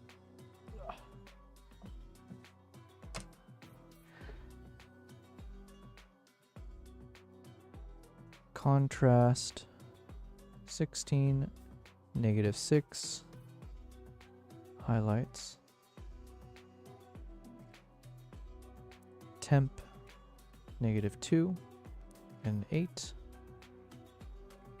and I believe clarity is 27. Yes, clarity 27, and then model number 2 is highlight negative 2, shadows is negative 11, temperature is 2, and tint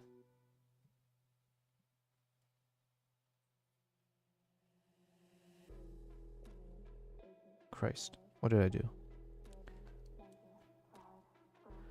16, 6, temperature negative 2, tint is 8. Okay, there we go. 6, clarity is 19, and dehaze is 9. Okay. Sometimes I do these things manually. There's probably better ways to do it, but whatever. Okay, so for him, what do we say? It's contrast is 16, highlight is negative 6, temperature is negative 2, and tint is 8. Clarity is 27. All right. Then we gotta do one for... Damn it, I forgot their names.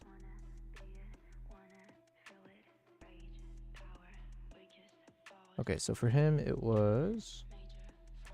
highlight is negative 2, negative 11 shadow, temperature is 2, tint is 6, clarity is 19, and dehaze is 9. Okay.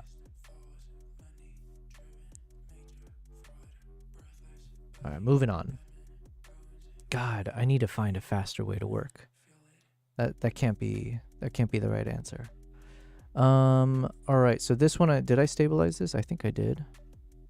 Yes, I did. Let's take a look.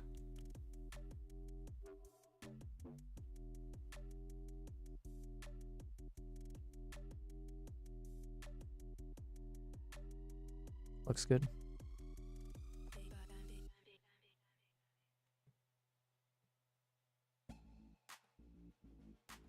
Okay, next one.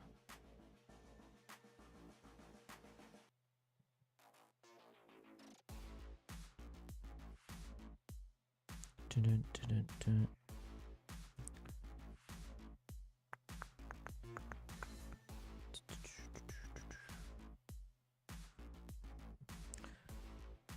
All right.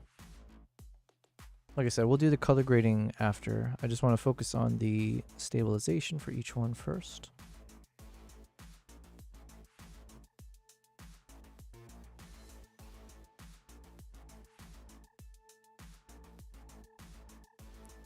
Dun, dun, dun, dun, dun.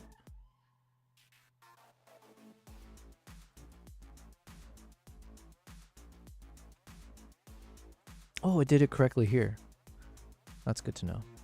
Sometimes it does it correct, which is a relief. That means I don't have to hopefully do every single photo. But here it looks wrong, so I'm assuming same issue, yeah.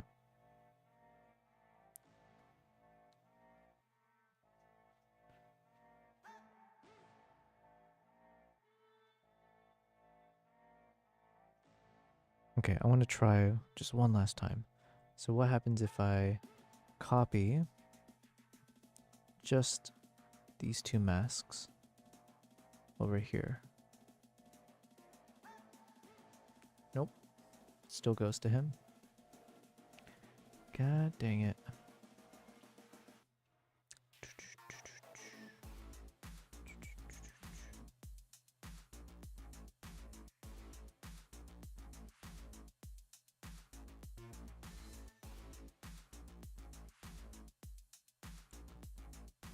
Okay. Good news is I'm going to do this so many times that I'll memorize all the numbers soon. 16, -6. -2, 8, and 27. For him, it is -2, -11, 2, 6, 9.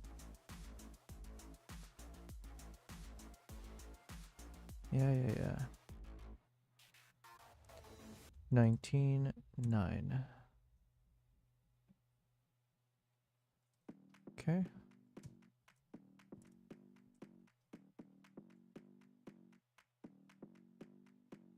Come on, come here, come a little closer.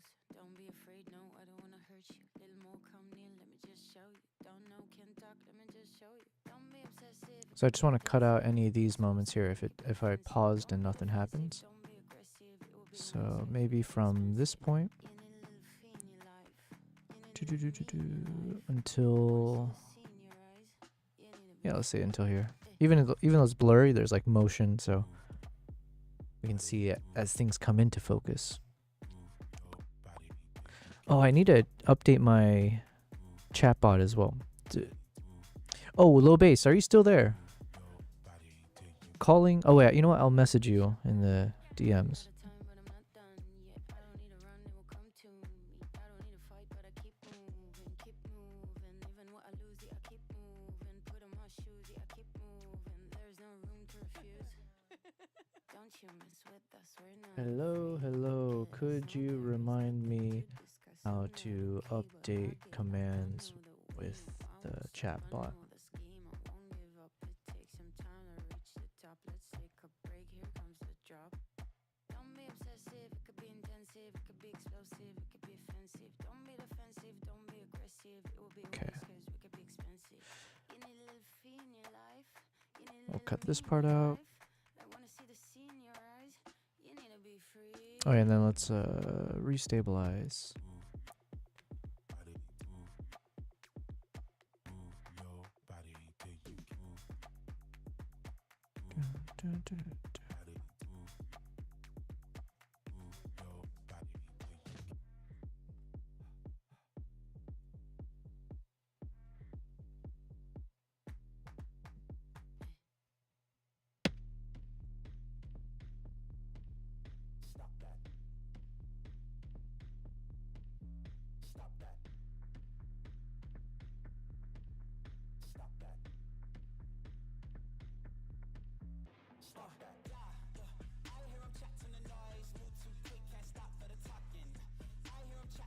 Looks good. Okay, let's move back.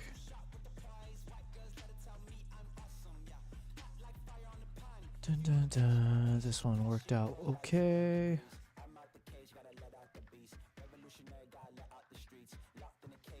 All right, same thing. We'll do the Photoshop stuff later. Right now, I just want to make sure the colors are correct across each of the models.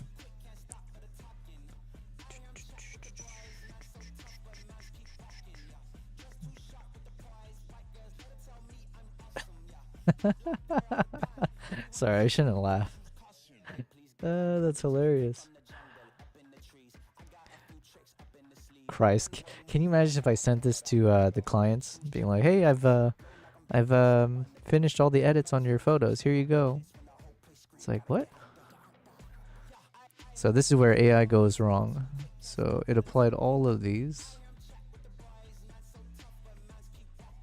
There we go.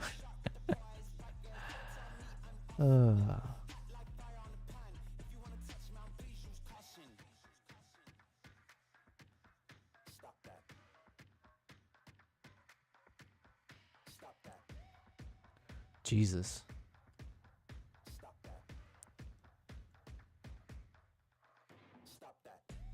Okay, I do know there's a faster way to do this one. Okay, so let's copy. Check all. I don't think we need these.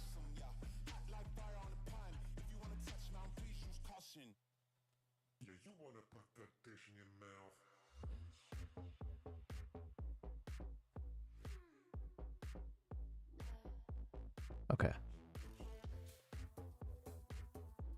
I believe now if I just take this, let's find all the solo shots of him.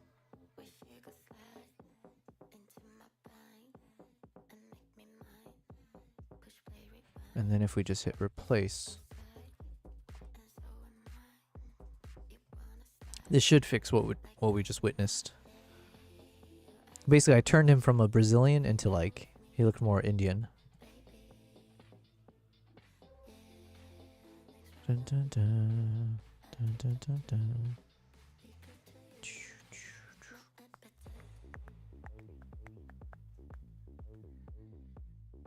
This footage always confuses me because I swear to Christ, I look at this and I'm like, yo, this is it looks like it's overexposed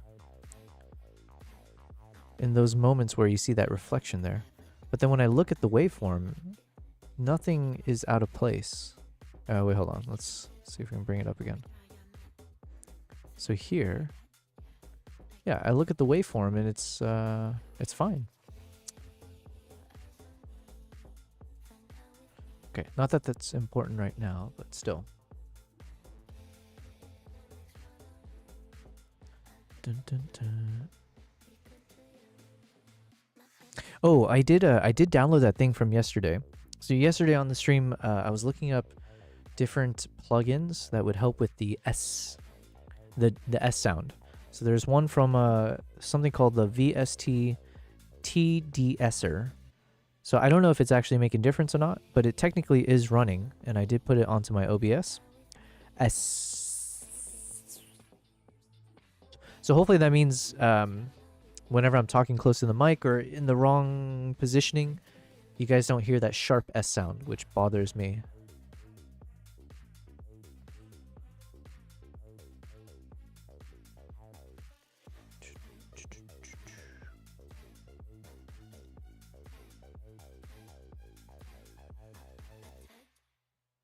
Okay, let's see. Did we fix it?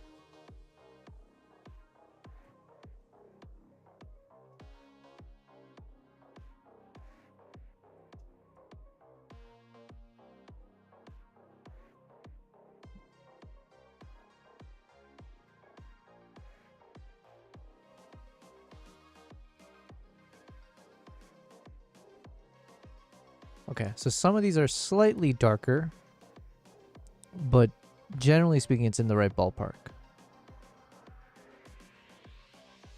So now I'll do some... Jesus Christ, man. Oh, man. I mean, I'm on good terms with them, so they'll take it in stride. But can you just imagine if I send them this, like, yes, sorry, guys, I put a bit more time into making sure the edits were just as you guys like. I hope you guys enjoy. Here you go. They open it up, and it's like... all this. I basically committed blackface to them without his permission. Alright, we'll fix that in a second.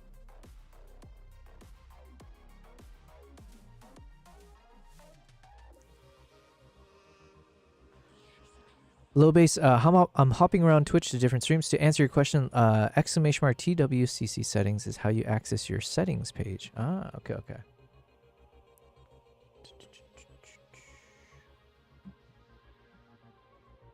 Exclamation mark TWCC settings.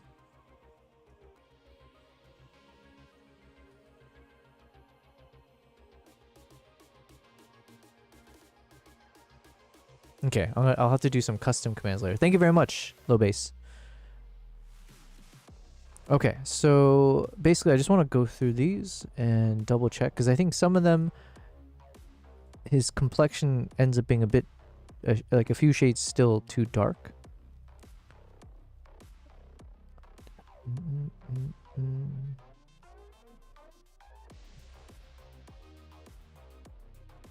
So maybe like starting on this one.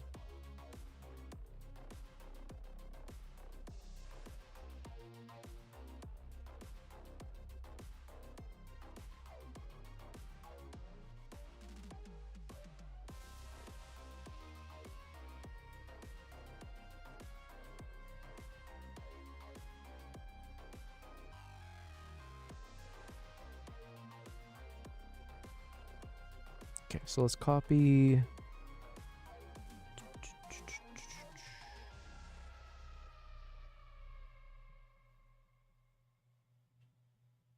Let's copy this one over.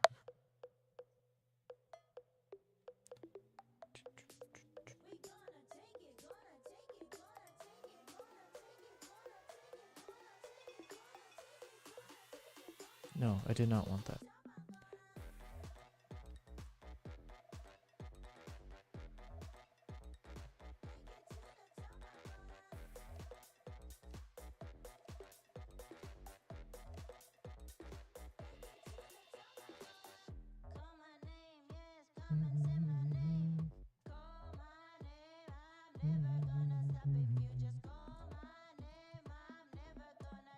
All right, let's jump back.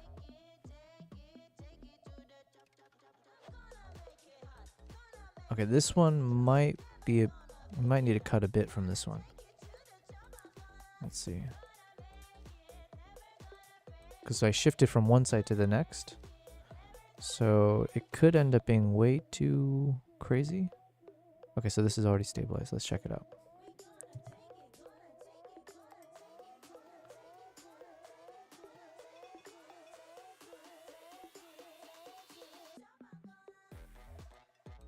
Yeah, I think I'll cut this one a little bit, just to where I caught focus.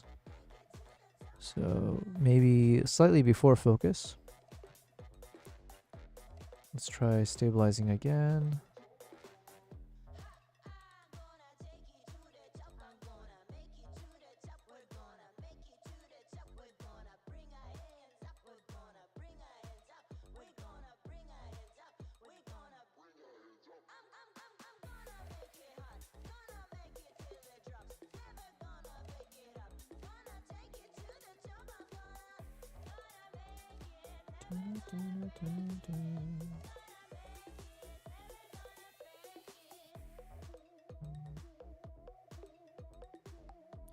So I think I should probably just cut that part out. So maybe we stop from here.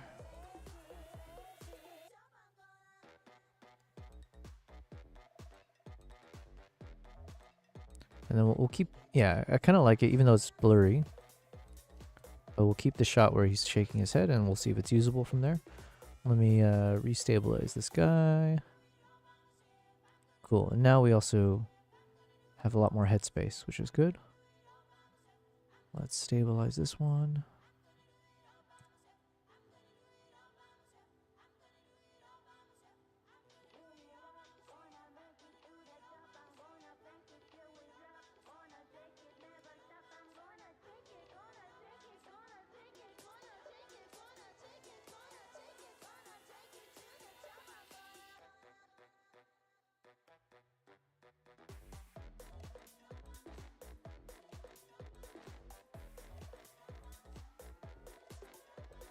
It's kind of nice to have the water in the foreground, because then like it's good for like slow motion footage, because then obviously if the subject is standing still, you can clearly see that there's a lot of motion still happening.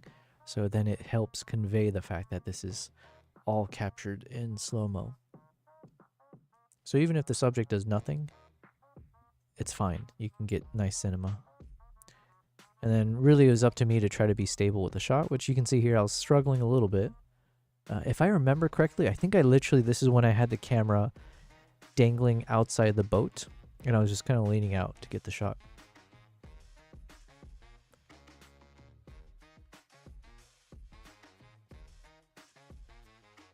And that's like the money shot right there, that splash.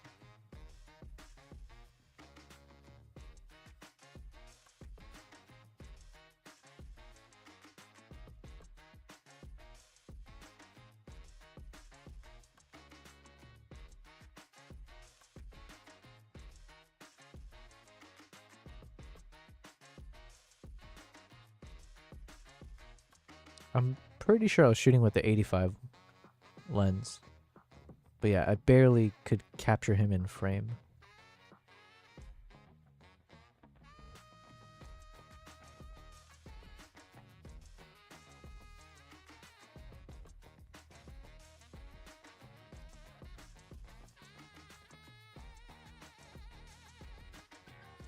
Yeah, it looks good. All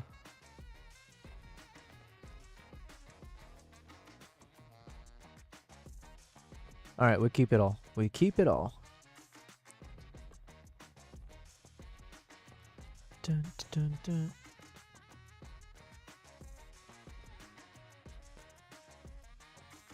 All right, let's keep going here. So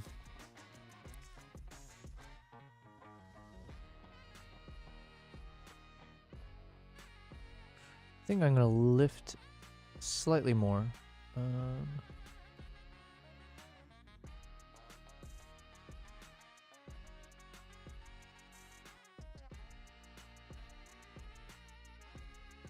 Yeah, let's keep it to that.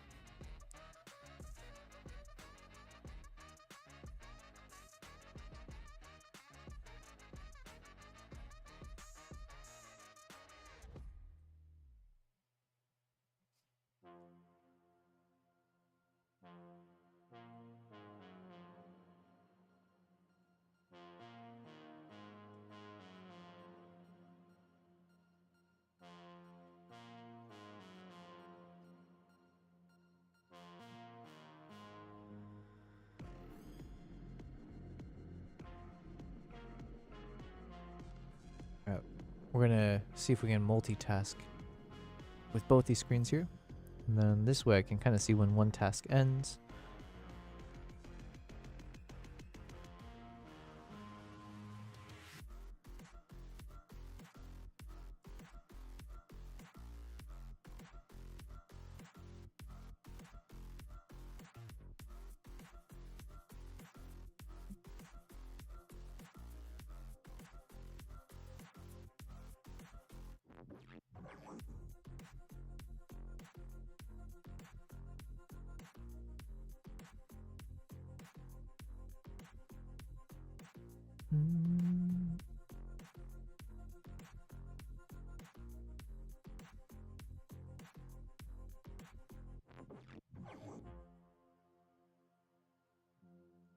This is my attempt at being more efficient.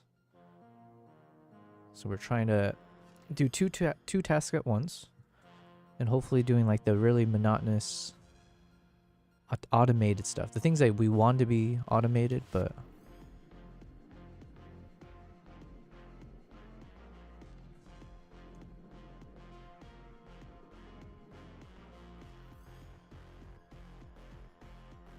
okay. And I think, you know what, we're probably good enough here to let's grab multiple shots. Hopefully all the way to the end. Yeah. We'll do it for all of them. Let's review this one.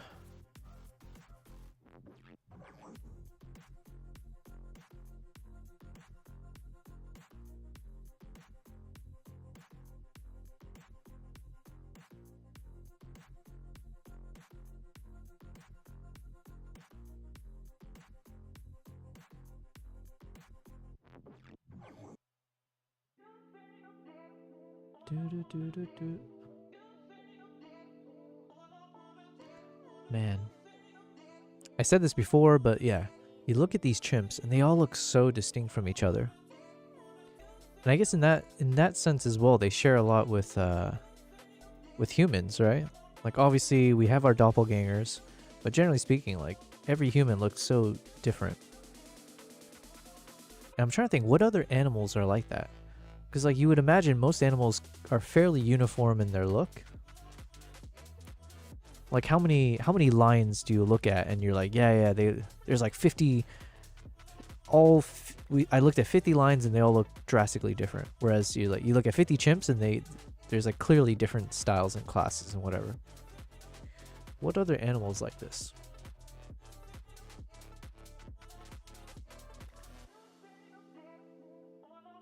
I guess maybe like cats and stuff. But like that's different because then at that point it's like, you know, you have these like bred, you know, you have all these breeds and stuff. But then within the breed itself, they look the same, right? Do do do do do.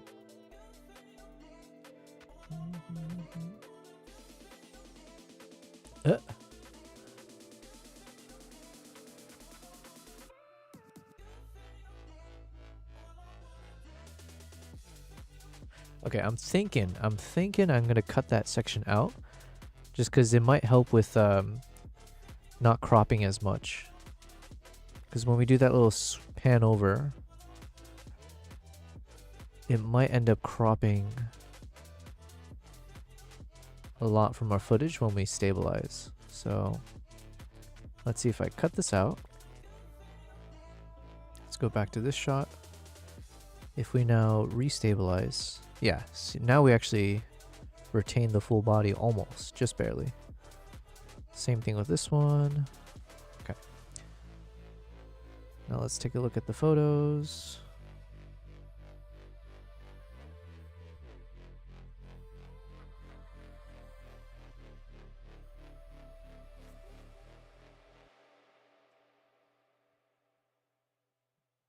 I think I need to add a little bit more shine to these ones.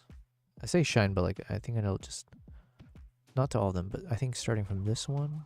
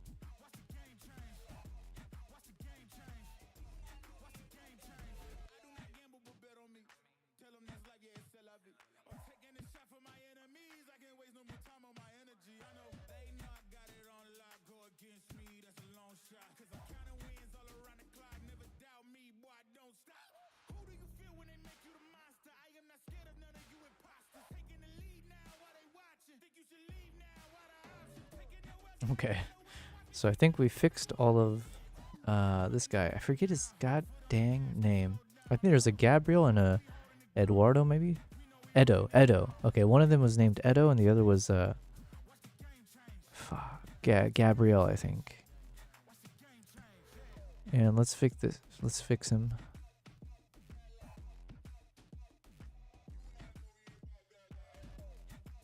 Jesus.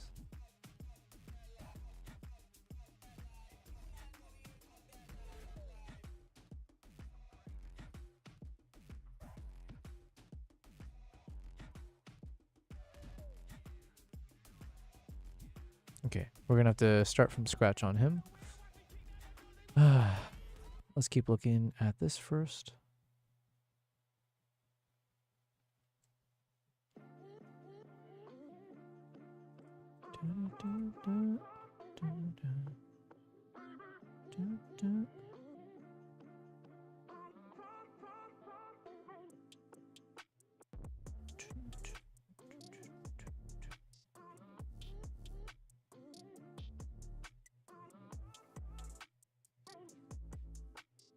Okay, this one we gotta flip over.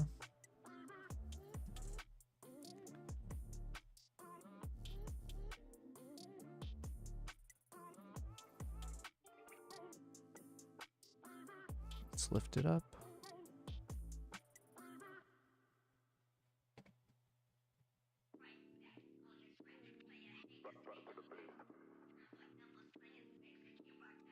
And then let's stabilize. We'll stabilize first and then we'll see. Yo, Obi-Wan, Shinobi. Hey, man, I was checking out your photos earlier in the Discord. So firstly, thank you for sharing. And I was waiting to see if he will pop back in. And then I can show it to you. Or we can pull it up on stream. So you've been summoned, Obi-Wan. Apparently the force is strong within me. And I was able to mind meld with you. But hello, Obi-Wan. It's been a long time, I think. I think last time I saw you was before I took my 2-week break, was it not? But regardless, it's been a while. Welcome back. Hopefully you've been doing well. We are on day 63 of the stream. And so just to kind of quickly catch you up to speed, because I do feel like I don't know if I've chatted with you since I've been gone. Oh, and also, hello, Nico. Hi, I missed your chat there. It got buried with some of these things here. But yes, hello. Obi-Wan, you said I was actually just about to post some new stuff. That's crazy. Yeah, we were here. Let me see. Oh, if you want to post some new stuff first, and then we can go through all of them. But yes, hello, Nico. Welcome back. But in the meantime, Obi-Wan, just to catch you up, basically, I did take about 2 weeks off because we did a super secretive trip. It was the first time I got to do something as cool as this, at least in the world of photography and stuff. But I got to basically shoot with the new Nikon ZR for just a handful of days. Oh, last time I saw you, you were showing us your video from the documentary you're working on. Oh, okay. So I apologize. I thought maybe I didn't. I thought maybe last time I saw you was before the documentary. So, okay. Then no need to catch you up that far. But yeah, so we finished that documentary, and I've been working in the past week or so on the product review. So we've put together the review. I'm using a YouTube editor for the very first time.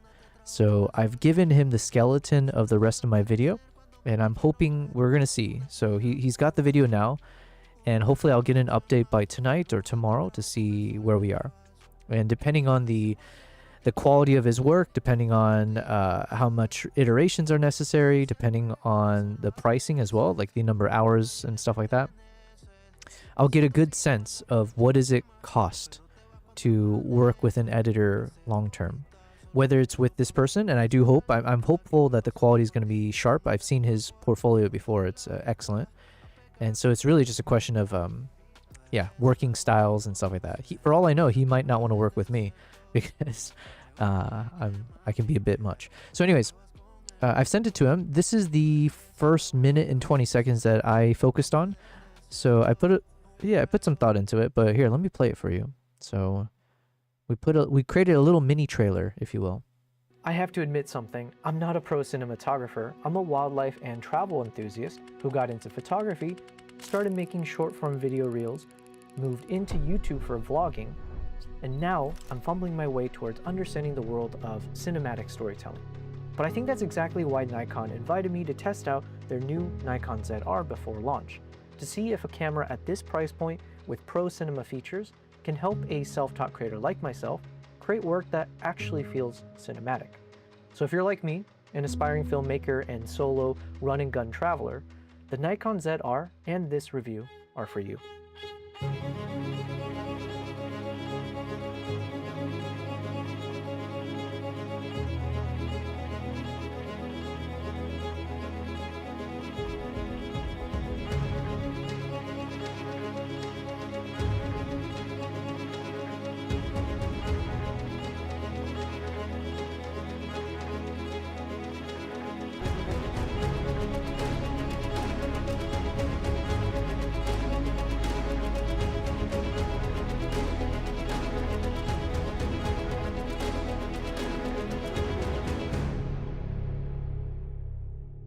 Everything you just watched was shot with the Nikon ZR, blah, blah, blah, blah, blah.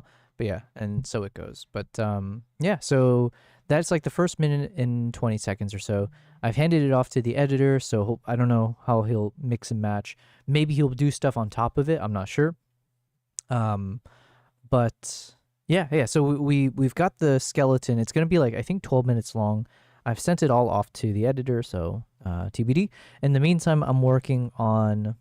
I have all of the footages from that trip lined up. All of the kind of chimpanzee shots that I have, and I'm trying to put it together and slow it down. So we're trying to do like a slow motion 6K quality footage and turn it into like a 5 hour long 6K cinematic wildlife video on YouTube where we put on relaxing background music and just let it play. So we have a playlist already on YouTube that kind of does that. And so now I'm just adding to that playlist. And this time we're packing in freaking 5 hours worth because I shot a lot with this camera. But yes, you said yeah, so that is awesome. I'm happy for you. Thank you very much. And wow, the time lapses and the close-ups are really captivating. You also really caught the moments here. I do appreciate that. I mean, I only had 3 days to shoot, but it was 3 days well spent, as in like I was filming as much as possible to the point where, yeah, you can see here, I've got 5 hours plus worth of chimp footages once I've slowed it down. Yeah, this is why it took me like a week to get this done though, because I had to review all the clips and then I had to find the clippable moments of each clip, and then I had to figure out a story. I didn't want to just like do a random assortment of my best shots from the trip. I needed it to be still having a story structure to it. So we did our best. I did my best to make it a structure. I also posted all my new stuff so far. Yes, let's go ahead and check this out. By the way, remind me, Obi-Wan, what camera are you using to shoot with this? I believe you said, you know, you got a new camera and everything. Yo, these are some fire stuff. Hold on a second. Let me see if I can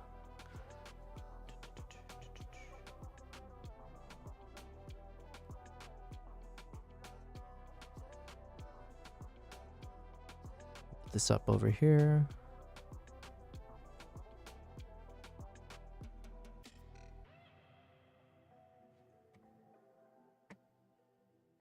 All right, you sent quite a bit, so I'm just gonna kind of right click through random ones, okay?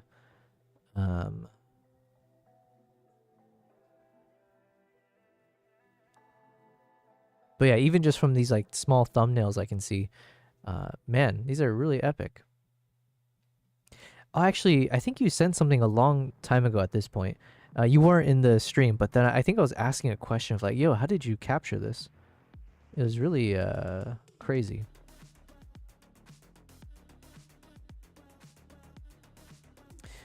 I need to watch this show. Actually, is it wrong to say show when Dragon Ball Z? Is it a show, or do you say anime, or is it a manga? Yeah. I somehow went my entire childhood without ever watching Dragon Ball Z. And I'm going to be honest, I never really felt the urge to watch it, to be fair. Although obviously everyone talks about it, everyone raves about it. It's just like never crossed my radar. What I am watching right now is Demon Slayer. So after all that buzz about that movie or the cinema, or yeah, it came out and it went into theaters recently, right? Like the Demon Slayer movie, and it did so well, and it was going viral. So I was like, you know what? Let's go watch this show, and it's been really fun. I'm on the season 2 already. Obi-Wan, you said you shot with the Olympus P1. Editing with Lightroom though, either one is fine. Yeah, these are fire. Okay, let's check these out. So you shot this with the Olympus P1. Can I ask what lens are you using? Is this like a macro lens or stuff? I've never done these kind of like figurine close-up shots, but I'm assuming you need like some kind of macro lens for this. But that is also insane because like you're getting such and yeah, if you don't mind me asking, I'm curious like your settings as well. So are you shooting at like an f8 type situation, or are you shooting and like are you using a tripod? Is it handheld? It looks like maybe you got some light sources set up for some of these shots. So are you shooting at like a low aperture, or are you choosing to shoot at like a high aperture, putting it on a tripod? Oh, you know, this kind of stuff, this one's easy to remove in Lightroom now. This used to be like a you need to know how to use Photoshop thing. Now it's like in Lightroom, you literally can just take a brush and then just like drag it over this thing and then it'll just disappear. Maybe even on the waist, you could probably try as well. You said, oh my god, yes, the movie was phenomenal. Oh, okay.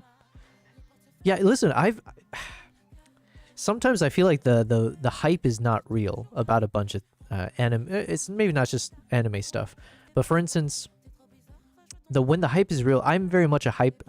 My opinion is probably in line with the average person usually. So like I'm a big fan of like Cowboy Bebop and Death Notes or whatever other like popular animes are out there. You know, like the Miyazaki films, stuff like that.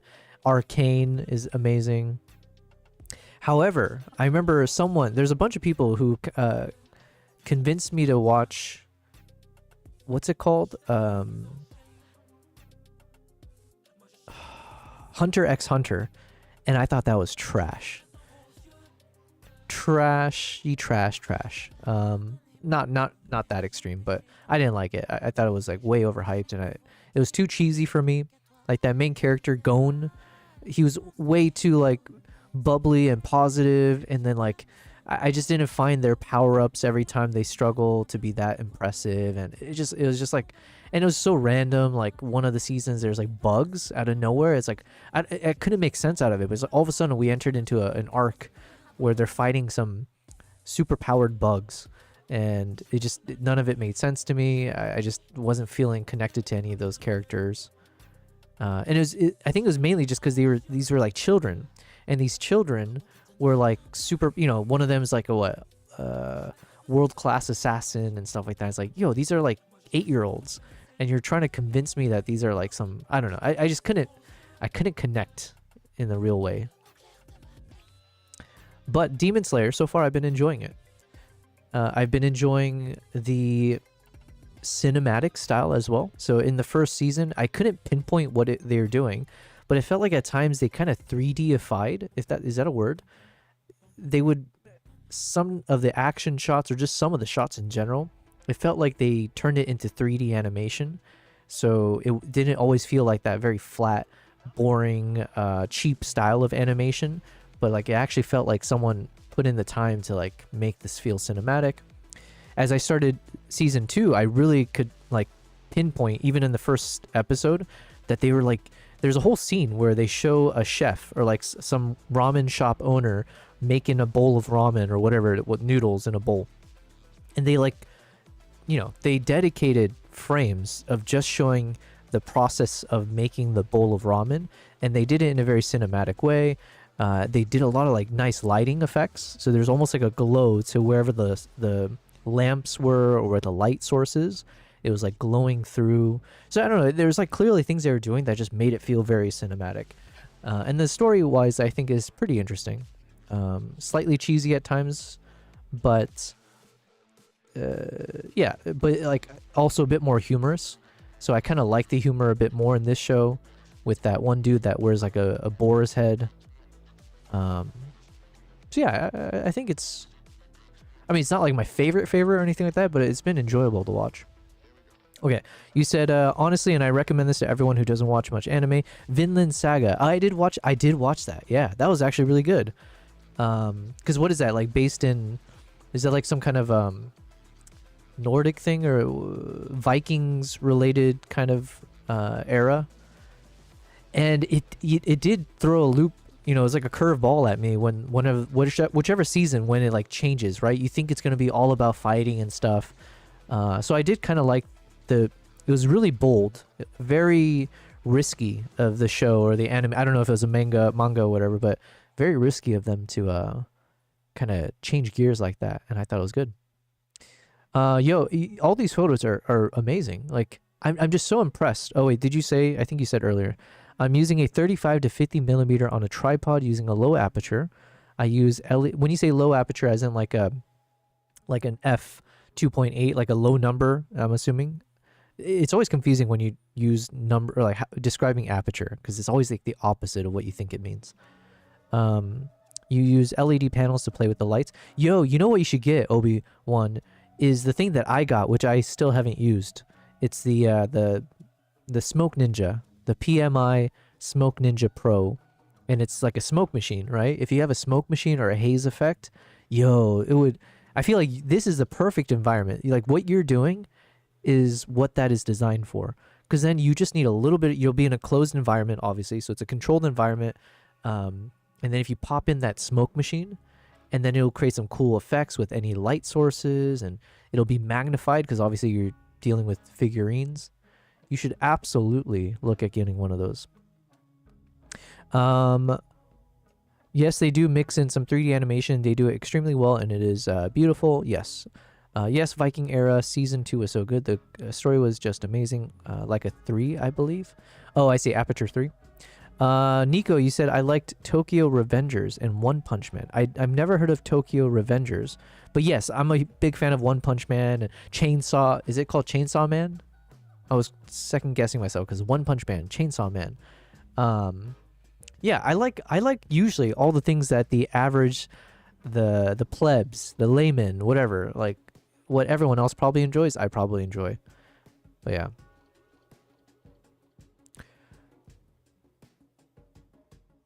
So one thing here, Obi-Wan, I would say his face looks, maybe because I'm actually right now, not that I do this often, but I'm editing people's faces as we speak and like skin tones and stuff. So I would say for that shot in particular, he's probably a little bit too warm on the face. So then if you were to be able to isolate the face and kind of remove a bit of the tan, so make it a bit more pale. Although, because in some ways maybe it's nice because it's like mimicking as if the glow from the saber is like casting a shadow on his face or like a light reflection. But generally speaking, I feel like this is a much warmer. This is like a Donald Trump orange skin, right? So that would be one thing. It's like if you can reduce a bit of the warmth on the skin, and that way it also make it look different colored from the rest of the warmth here. And one thing I've been really enjoying is like sometimes if you add some directional light, you kind of see it here, right? Because obviously you have like your LED source up here somewhere, but you can also in Lightroom. I really do enjoy doing this, and it's fairly simple. All you do is you can create a mask, and you just create like a linear gradient, right?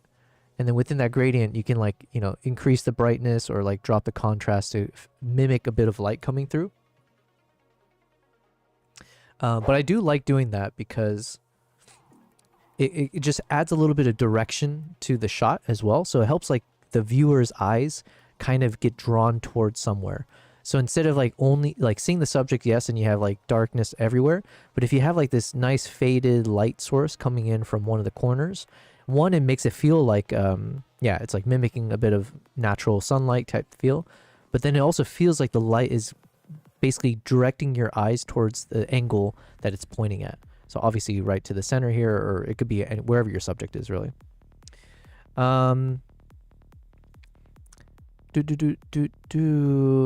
Oh, Obi-Wan, so yeah, Nico, I've never heard of Tokyo Revengers. Obi-Wan, you said, I know I would love to incorporate that, but I want an expensive one, so I'm saving. Oh, really? Yo, I feel like that PMI Smoke Ninja is already expensive. I think that shit was like $300 or something, $200 maybe. But it's good quality, don't get me wrong. I feel like it was a waste of my money because I bought it specifically for my Uganda trip and I couldn't use it because there was no indoor settings that I ended up shooting. The indoor settings was not properly indoors, so there was too much wind kicking into this like semi-enclosure, so the smoke would never settle inside the space. But I think it's really good. Like, it's a tiny machine, but it's like powerful. And because you're dealing with these figurines, I don't think you need like massive space. You were trying to figure out how to dewarm his face only, but I couldn't figure it out, so I was forced to leave it. Here, let me show you. It's actually much simpler than you would think. Especially with the latest Lightroom and stuff. One, depending on the photo, you might actually be able to just say select people, and it might even detect, it might even see this and detect it as a face, right? So let's assume it detects it as a face. So you created a mask, and then you choose select people, and then if it detects the people there, you just have to click on that person, and then it lets you choose exactly what portion of that, or the part of that person you want to do some kind of edits with. So in your case, you would just choose facial skin, right? And you can see the overlay of where it's going to do the effects. And if you want the body skin as well, then it'll grab the, yeah, any part of the skin of the body or the face. And then once you create a mask, it then allows you to do any edits from there. So like for instance, here I've just created that mask, and then here in the temperature, let's say, you know, you could, you know, obviously go crazy with it. But yeah, now it's only going to do the effect to the skin or whatever's in red here. And so in your case, you might do what I just did, like on the temperature, you might cool it down. That's like a simple way to do it. Or sometimes you can also reduce the saturation. So sometimes by reducing the saturation, it'll also kind of cool your image a bit. You can also maybe reduce the contrast. Sometimes the contrast will brighten up or like lighten the footage, because the contrast obviously will then make add contrast. I don't know how to define contrast without using contrast. But yeah, basically you have like a bunch of different tools you can use, but then all you need to do is make sure you create a mask and choose that. And if you can't figure out how to, there's a few other tools as well, but honestly, that's like the main thing you can do, and it should work for what you're doing. But yeah, these photos, man, this is so cool. What a cool thing. And you can have so much fun with like different light sources and like different apertures as well. So now it's like, actually it probably makes sense. You don't always want to show this in full like aperture 8 or 10, because in some ways you're trying to mimic as if these are life size, and you just happen to somehow get a camera right behind, like over the shoulder, that kind of thing, right? So in that case, maybe shooting at like a low aperture of like f 1.8 or, you know, 1.2 or f2 or whatever else you have, that could be nice. And you know what? Because I do this in one of my in the video I was working on today, or for this review. There's this concept called like the over the shoulder shot. Let's see. Like this, right? So there's two versions, but here you have like the over the shoulder of, you know, subject A and subject B. And in this case, obviously I want to highlight subject B over here. And I can totally see that for the photo you just shared. Like on this one, if you reposition the camera to be behind Luke Skywalker, I'm assuming that's Luke Skywalker. Man, I don't know my lore. But yeah, if you try to mimic something like this, where you kind of do a close-up shot where the subject will be nice and blurry, and then whoever the F this guy is, you know, get a close-up of his face, and then this is just kind of taking up space on the edge. But yeah, you could totally do that with this shot. And because these are all figurines, I mean, you can set them up as, yeah, so kind of like this. Imagine this kind of shot, but at a slightly different angle, and then Luke Skywalker's, you know, blurred hair and face, the back of his head would be like off to the right.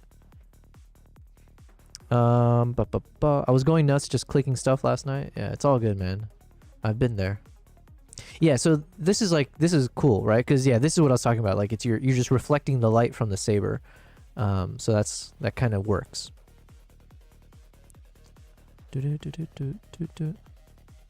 Although one thing you could do, and this is something I bet Photo Elite. So Photo Elite, if he's ever in the chat again, you should talk to him, because or you know what, we can tag him and let's see if he responds in the, let me do @Photo Elite. Maybe, let me see, I'm gonna put this in the Discord, but Photo Elite, I think you've done stuff before to make, let's say, a lightsaber glow in Photoshop. I feel like @Obi Shinobi could learn from you that technique. But yeah, so if you can make the lightsaber also kind of glow, right? And there are, I think you could probably do this in Lightroom as well, because it's like just masking this as an object, and then you would just need to lift the exposure, maybe, you know, make it softer. There might even be a glow option. I just personally never needed to use that as an option. So, but yeah, if you can make the sabers look like it's glowing, I don't think it's that It's Anakin? Oh, okay, my bad. Yeah, I don't know shit, okay? What did I say? I don't know shit about shit. If I needed a second tagline or motto for me, that's what it is. Yeah, that would be really cool. And then here, yeah, his skin tone is a little too yellow, I would say. So, yeah, you just want it more like this. So you can probably, in Lightroom, the simplest thing I would say is you just need to adjust the tint and bring it to that pinker side of things. And that should hopefully take care of it a little bit.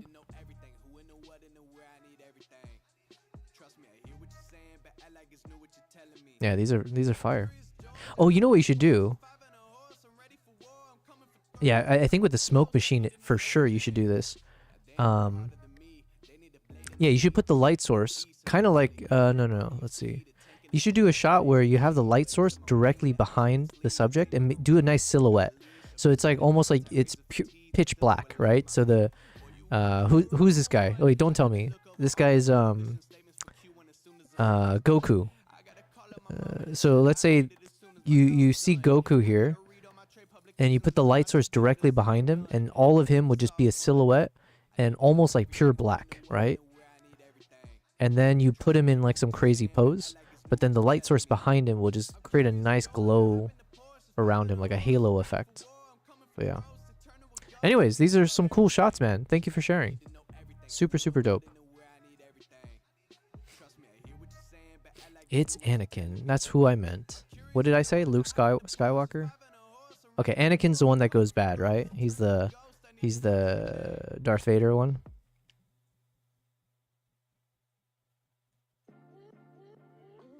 Okay, I think I stabilized this one, didn't I?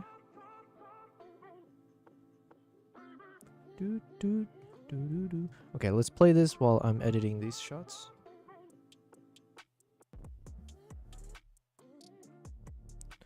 Alright, so we're trying to multitask here. I owe some of these photos to the client.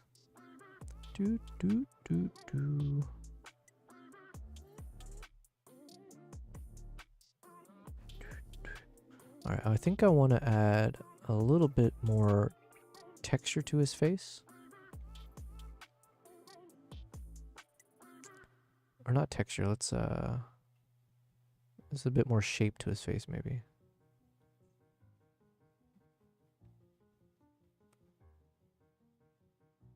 It's too dark.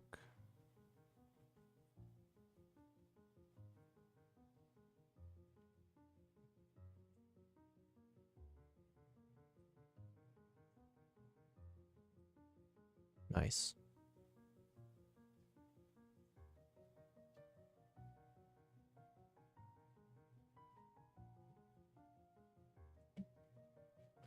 Okay, and this footage seems fine. So we're gonna go ahead and keep all of that. Oh wait, did we do all these already? Shit. Okay, I jumped way too far back.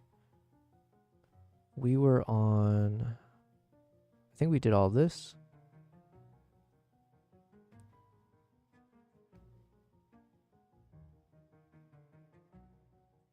Okay, I think this is... Yeah, this is the one we were working with. So let's first stabilize this. And then we want to... Because if I remember, this is a vertical shot. And we just got to see what to adjust.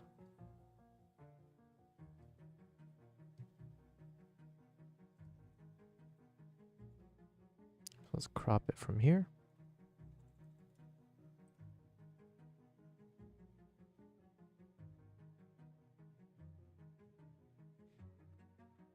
Adding the keyframes. Okay, here we go.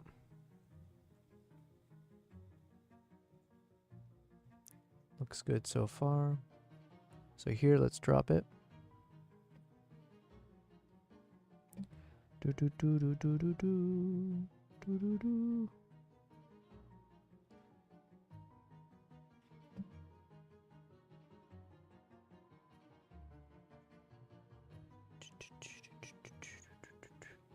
I think it's one of my favorite songs that I've downloaded from Artlist. It's even worth turning up a little bit.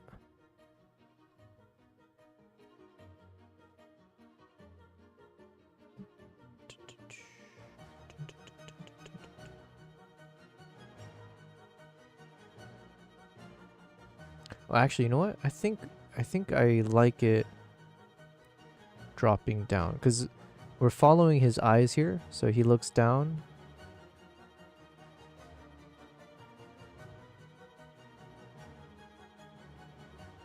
So he's looking down.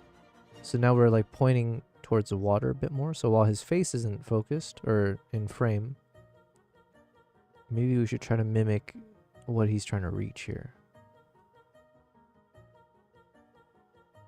I think that's good enough, yeah. Okay, so we'll just keep it.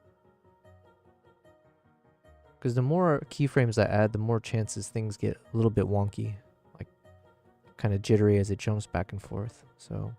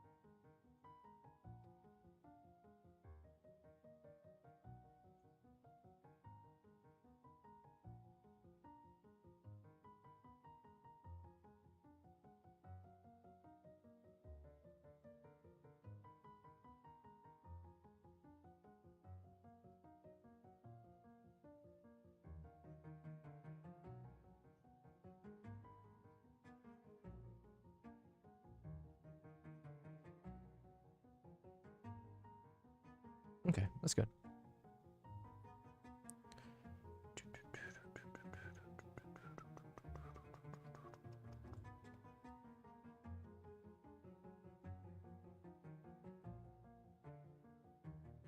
So we'll crop it from here. Dun, dun, dun, dun, dun, dun, dun, dun. Yeah, this is like... I enjoy doing this, but I also recognize how tedious it is.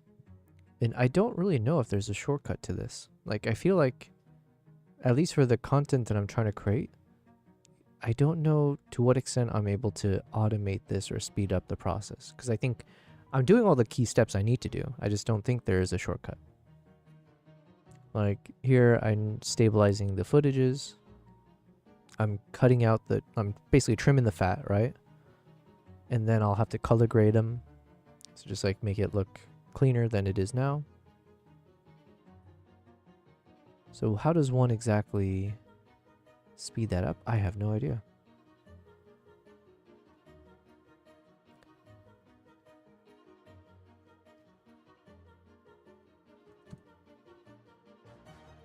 Dun, dun, dun, dun, dun.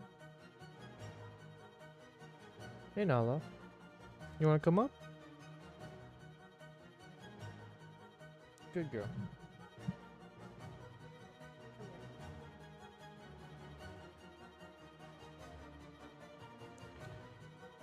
What a good girl. Alright, but now we already have cat hair flying around. Damn it. What is this, Nala? It's the cat hair be gone. Okay. Oh yeah, yeah.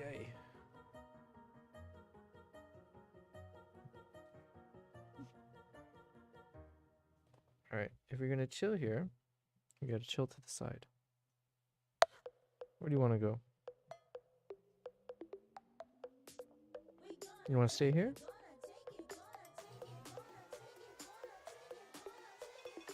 All right, let me work then.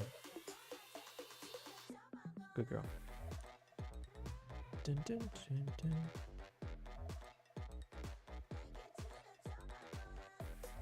Okay, let's play this out.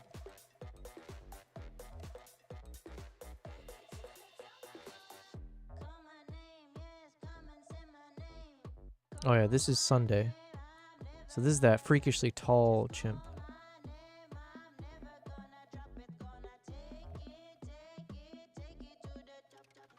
Alright, the problem is I don't know how much of this we can keep because... Well, yeah, he doesn't really stay in frame.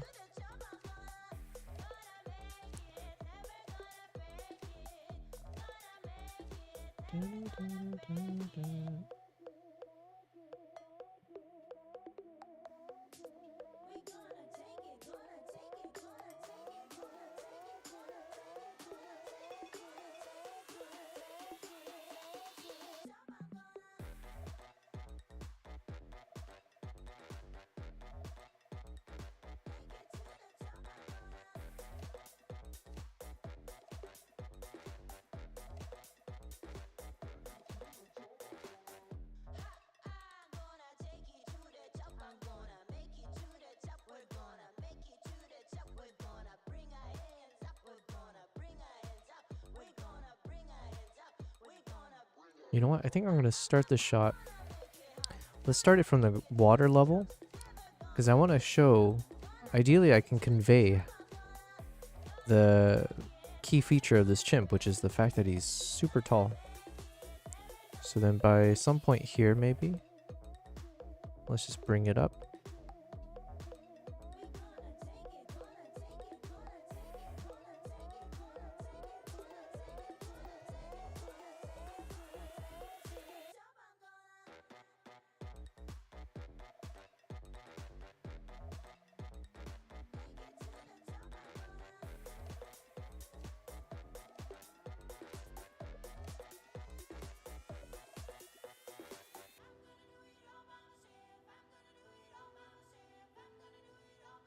Good girl.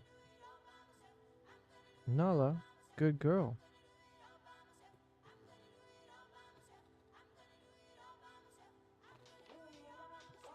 Alright. Don't bother me, okay? We gotta edit. We're in edit mode here.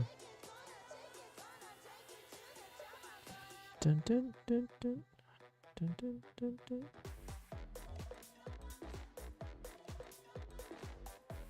Man, I do love the quality of this camera so much.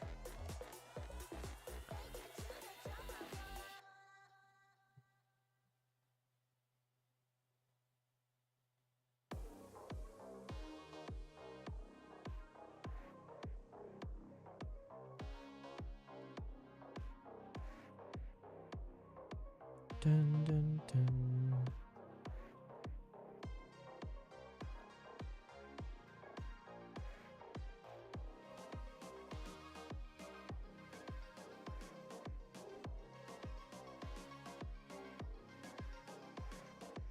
Okay, so let's drop it here.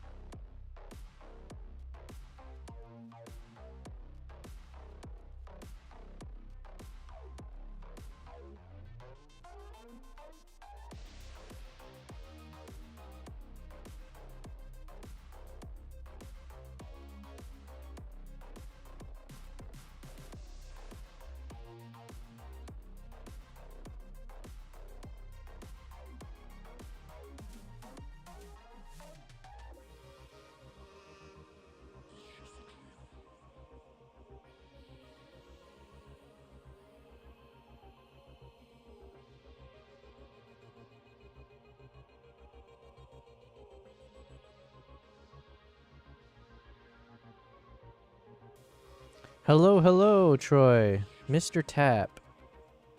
Welcome, welcome.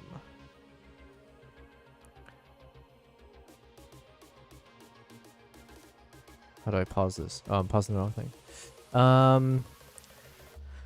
Yes. Troy, I forget. Did you say you live in Florida? I forget. I apologize. But I believe you're stateside, if I'm not mistaken. But good morning to you. If I have my correct time zone in place. Good morning, good morning. Oh, wait, no, I think you may be in California. Shit. I'm going to go with California. I switched my answer from Florida to California. Or maybe it's Portland. You know what? I switched it to West Coast. I'm going to assume you're... Wait, no, but then that would mean you're up super early, right? What time is it in the West Coast? Okay, no, we're going to guess you're in West Coast. But yes, Good morning to you, Mr. Tap. We're just editing a bunch of our footages.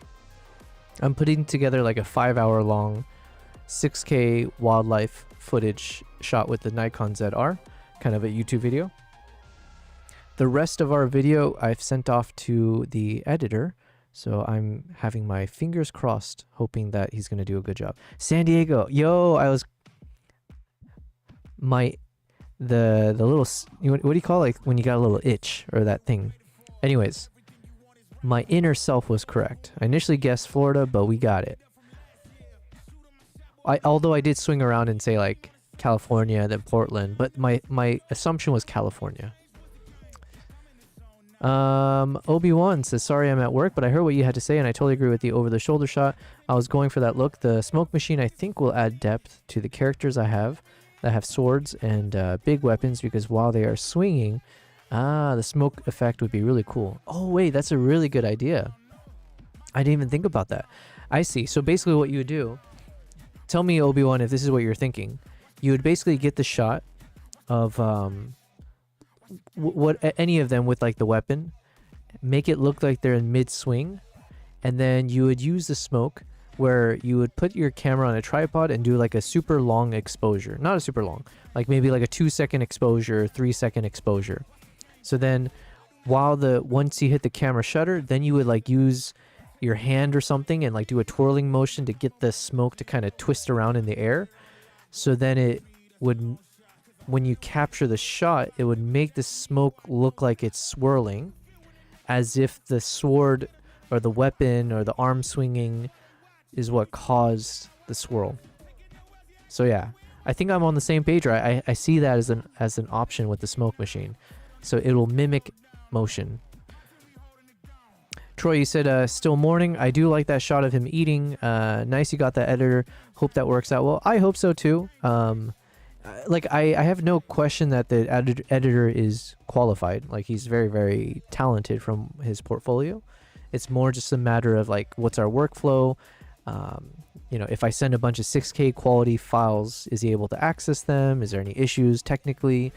Yeah, there's so many things. How many hours does he work to get a video across? And no matter how talented he is, if he costs too much money, he costs too much money. So yeah, all of that kind of TBD. But yes, this shot of him eating, I think it looks pretty nice. We've got so much footage. Like I said, we have like 5 hours of footage, so I'm just color grading every single one. Now the good thing is, every time we color grade, we should be able to copy this over later. Sorry, I'm not color grading just now. I'm working on the stabilization first. So I'm just trying to make sure that we get the subject in focus and in frame. Because this was originally a vertical shot, so there might be some manual work necessary.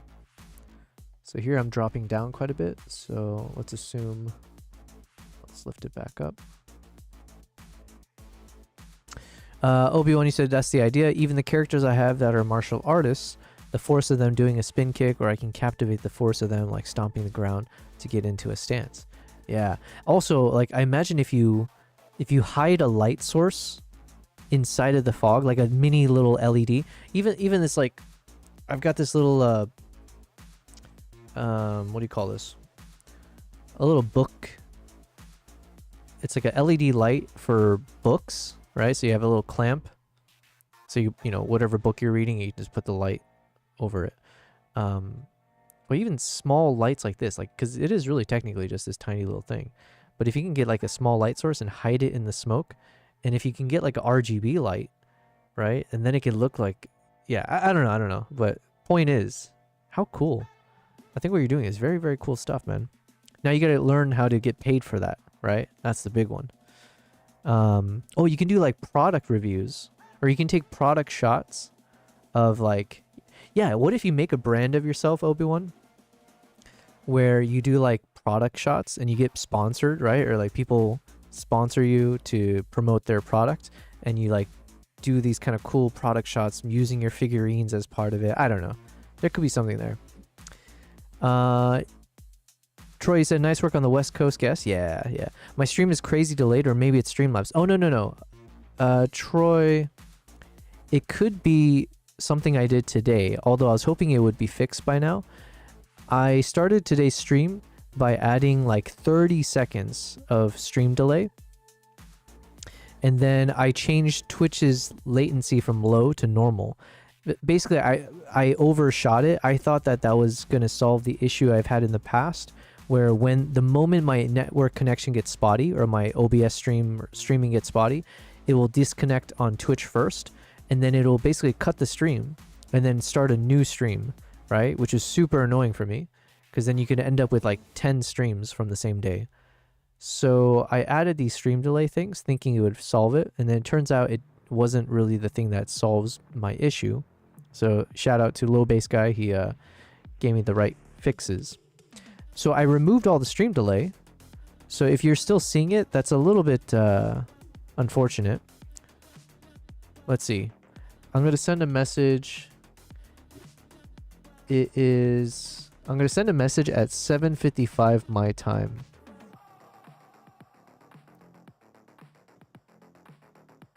Let's see, 7:55 my time. It is now, I'm looking at my time on the top right here. I don't know. Okay, right there. So it is 7:55 p.m. I don't know if this is a good way to test the delays, but basically, it just turned 55. Yeah. Let me know. Or the next time you put something in the chat, I'll let you know the moment I read it. The moment I see it, I'll let you know. 1. Okay, you just sent something, Obi-Wan. You said, I've definitely thought of that. I don't think I'm on a professional level yet, but I'm always working on my posing, always writing down ideas to try, and I even have a 3D printer that I bought. Got in contact with a 3D modeler to make me scaled objects to use in my shot. Yo, that's cool. Oh, you know, wait, were we having this chat before, Obi-Wan, about that specific type of lens that makes things look like they're toy figurines? Do you know what I'm talking about? I asked for a custom armor pieces and head sculpts to add more to the emotion of the shots. So by the way, Obi-Wan, I'm reading your messages the moment it pops up on my side. Let me know if you're seeing like a crazy delay. Troy, you said it's a 1 minute delay? Damn. Okay, so... Oh no, maybe 30 seconds? Okay. It could be that maybe the effects will stay in place until I'm done with my stream. That could be it. I'm not sure. Let's see. Let me go to my settings real quick and double check.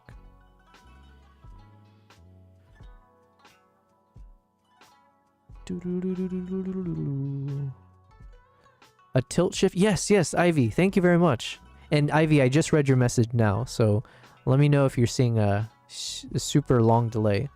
30 seconds is a bit long, but I can live with that, I guess. But it is pretty delayed. Yeah. This is what I get for trying something. Oh. Nala, be careful.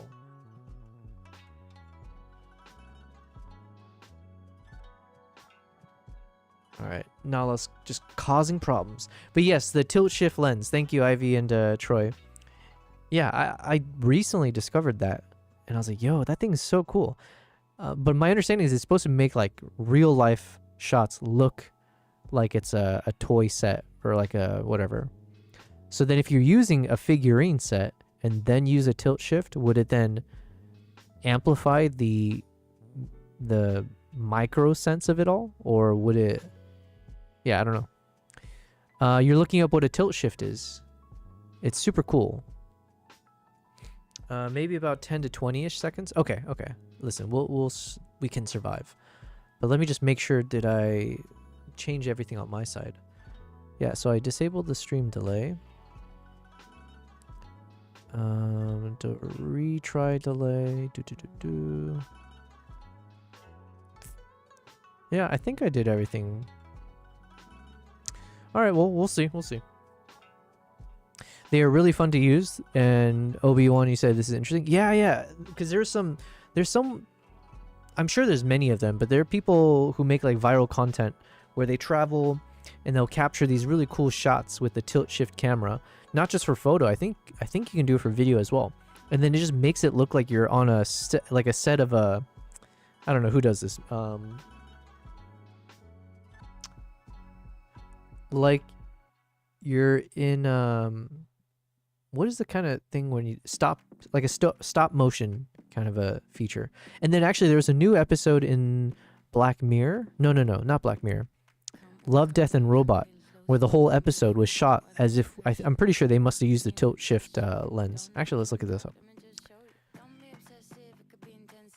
Nala, what are you doing?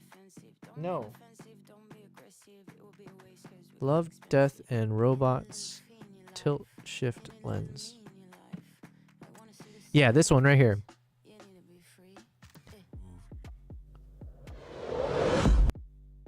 All right, I'm gonna mute it. But yeah, see, like this whole shot, the fact that I looked up Love, Death, and Robots tilt shift lens and this popped up, I'm assuming they must have done that then.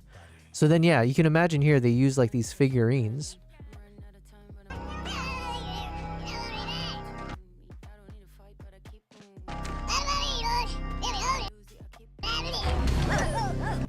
Yeah, so you get the point, right? It's like, it just makes everything. Yeah, I don't know the exact technical know-how, but like, yeah. So I guess it maybe makes things look tinier.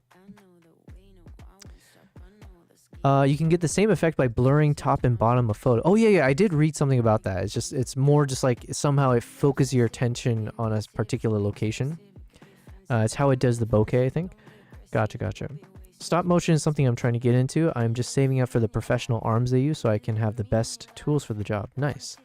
Yeah, I mean, listen, I'm very glad that you are part of the community because I didn't even think about figurines as a concept for like photography. But then now as we keep talking and as you share more, I'm like, yo, there's like so many levels you can go into this in like a really fun, you know, like in a very exciting way of like, you probably will constantly be able to level up your skills and you won't feel like you hit a ceiling because there's so much unique stuff you can target. So, and I don't know if there's many people who do it, right? So you'll have the field to yourself, if you will, relatively to like, you know, other. Let me drop this real quick.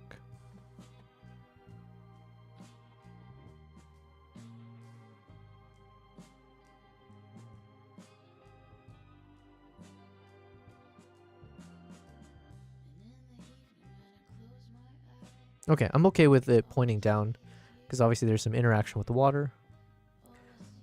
So let me just double check for stabilization. Okay. Let's go back to this. Obi-Wan, you said, no, that is awesome. I have to add it to my list. Hells yeah. Yo, you're gonna...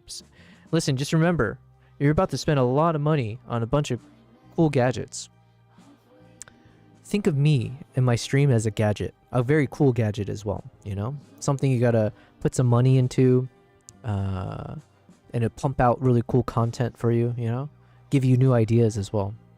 So just save a few bucks for the stream. Alright, I swear, I keep hearing my cats. I think there's a war going on right now. So you can see my second cat is down there doing something. She's like trying to take over the throne. All right, Nala, leave him be. He staked his claim here. All right, chill.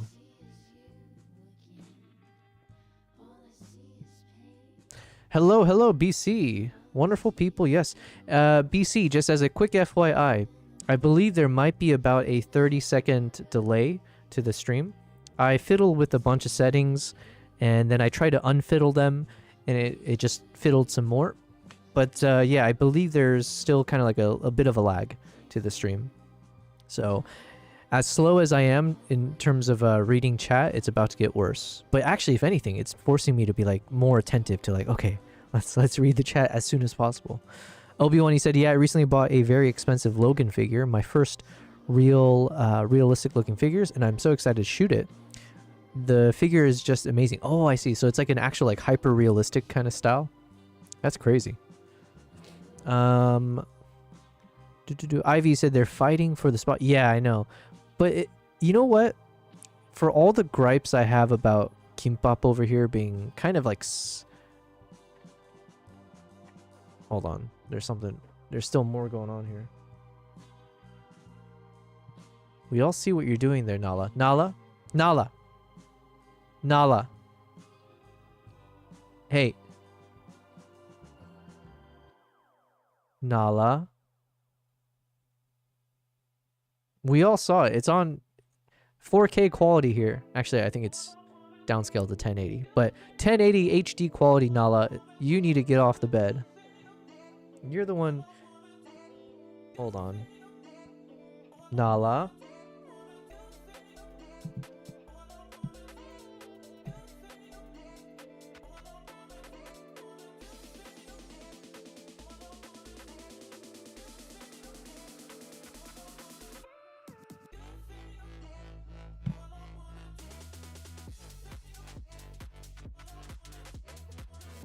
I try not to pick sides, but this was crystal clear who was the culprit here.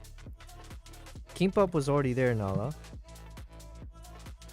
Oh, let's not choke you.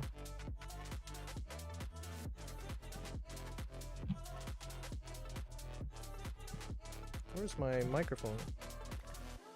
Okay, I gotta calm her down because I think I got my cable tangled up. Alright, let's chill for a second. Chill with me, Nala. As we figure out this headphone. Good girl. There we go. Ah, crisis averted. Now there's cat hair everywhere. Christ. Okay, so let me see. BC said you're just slow at reading chat. Don't blame it on lag. Yeah, fair enough. I always need some excuse, you know? A scapegoat. It's Nala's fault, really. Ugh, come on. What's wrong with you, huh?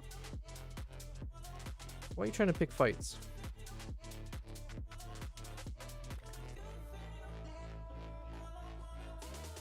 Alright, you're in timeout next to me. Okay. I think crisis is slightly averted. Alright, Nala, you're chilling here with me until you can behave. But yes, welcome, BC. How are you doing, man? Nala, stay there. Be a good girl. Okay. So, BC, we've been a bit productive. Oh, wow. You did a pretty decent gamble there. Here, let's do a little gamble as well. Slots. What is today? Today is day 63. So let's gamble 63. I lost 63, but let's join this heist for 63. So yes, today we're doing a bit of multitasking. Jesus, I lost again. We're editing some photos and we're editing some videos. Look at that.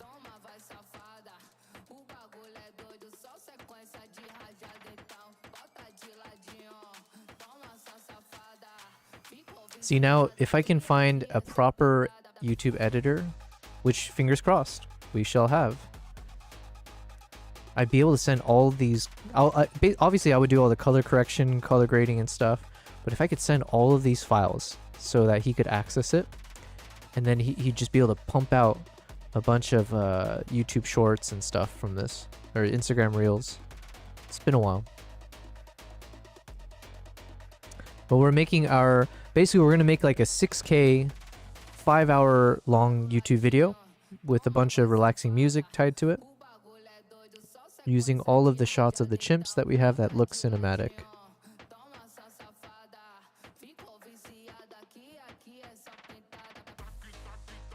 Talk. Happy 63rd day. Yes. Thank you very much, BC. Yeah, we're having a good day. Today's a good day.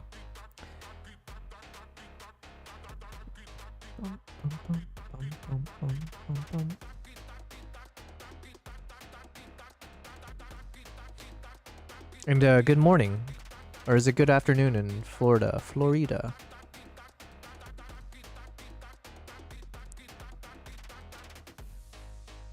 Okay, let me first stabilize this. Did I already stabilize it? I think I did. Wait, no, let's see. And then let's figure out if I need to do anything else with his face. Da-dun, da-dun, da-dun, da-dun, da-dun, da-dun, da-dun, da-dun, da-dun, da-dun. I think that looks fine. Okay, so now we're going to copy and paste these settings. Actually, let's see.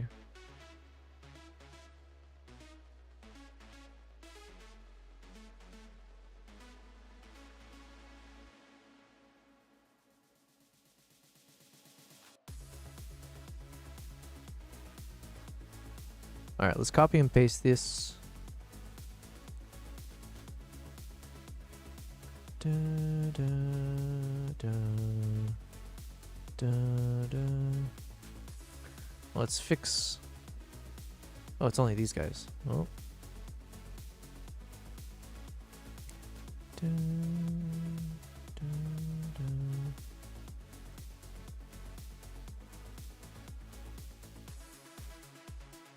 Do, do, do, do, do. Okay, now let's add some keyframes to this one. Nice.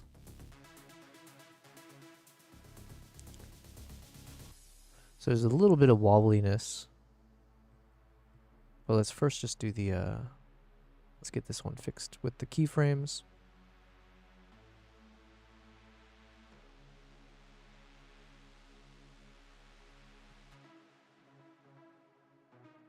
Okay, so in order to fix this, I think it's probably just best if I cut some of this out. So let's say,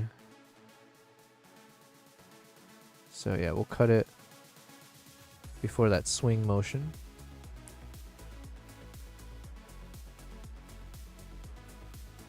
And then we'll start it back up here.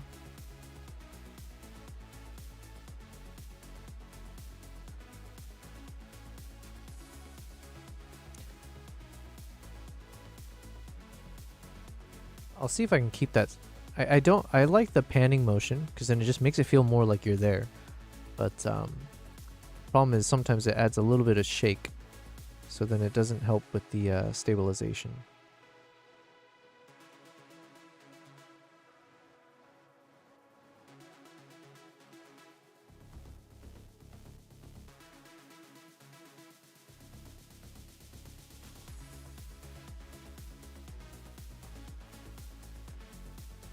Yeah, there's a few moments here that looks a little bit ugly.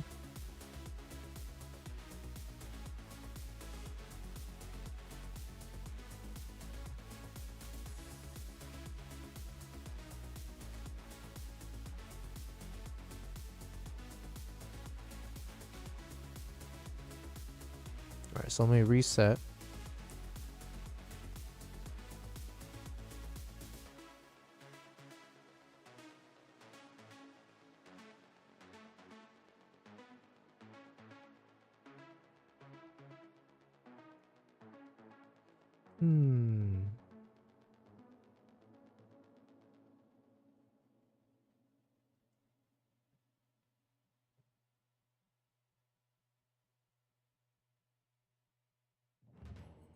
The problem is there's a little bit like of shakiness at times, and like this is like the kind of shake that will always look bad. I guess maybe this is what they call micro jitters, if I'm not mistaken. Gamble 63. And I don't know if we can fix it or not.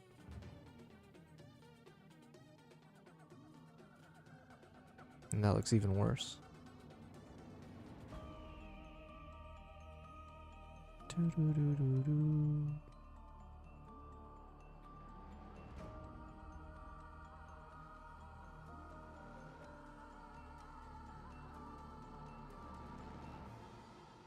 Okay, that one didn't look as bad, at least from there.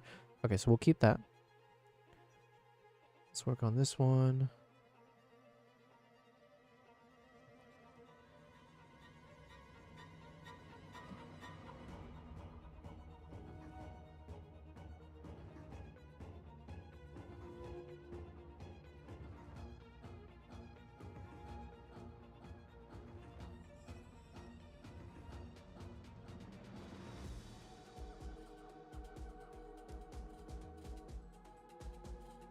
so much shake.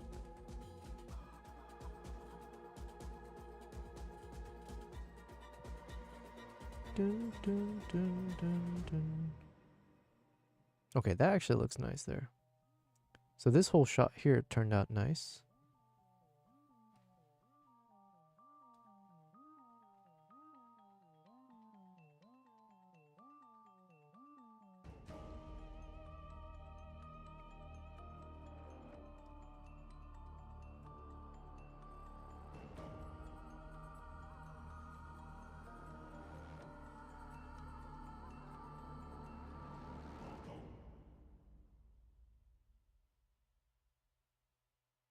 Okay, same thing. We'll cut it here.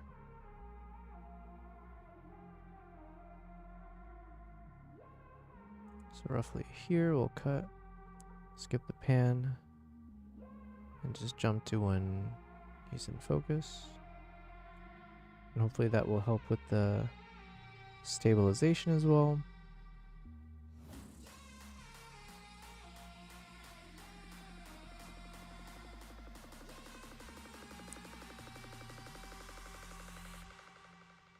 Yo! I rolled an actual 100. That's gotta be a first. Hello, Lucas! Lucas the Dukas! How's it going? It's been a while. As in, I think you were here 2 days ago, maybe? I don't know. Good to see you in the stream. Curse you gambling, yes, says BC. Oh, and then Lucas as well. I might as well just tell everyone who pops in, but we are on like a 30-second delay, at least. I was fiddling with some of the settings in OBS and Twitch, so there's a bit of a delay, and I don't think it'll fix itself until after I end the stream. So just keep that in mind. My slow responses to you, it's not my fault, I swear. I'm always super, super fast.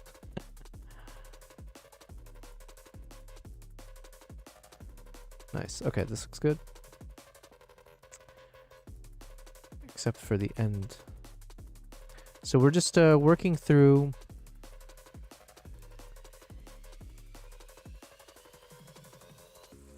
I'm working through all of my shots that I captured with the ZR from my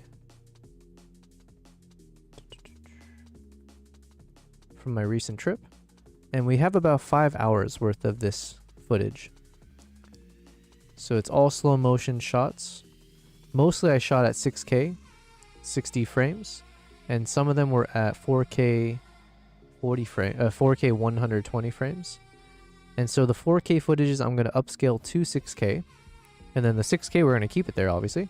And I want to export this entire, actually I don't know what that's going to do to my computer, but assuming it's fine, we're going to export a 6K version of like a 5-hour video showing off all the nice captures with the Nikon ZR, but with like some nice relaxing music and stuff. So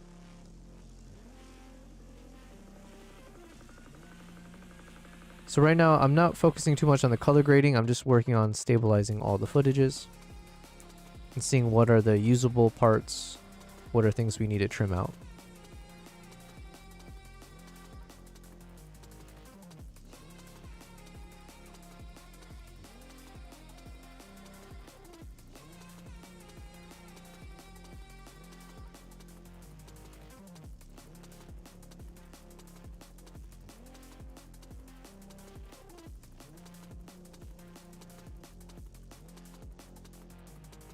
Okay, that's a bit shaky throughout.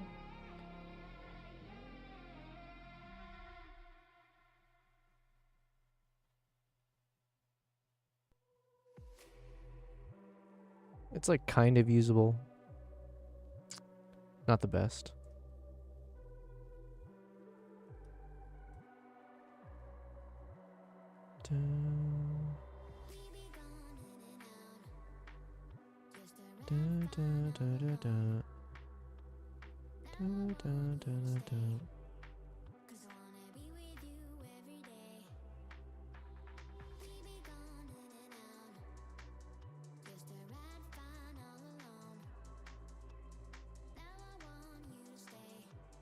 Man, it's so creepy, this guy.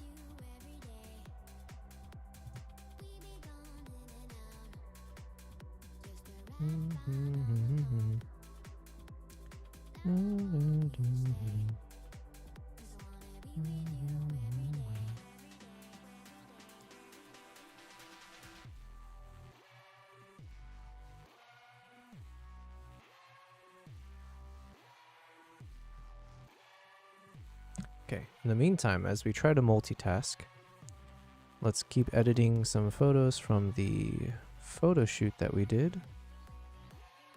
And then we have to make some corrections here, obviously. Ding, ding.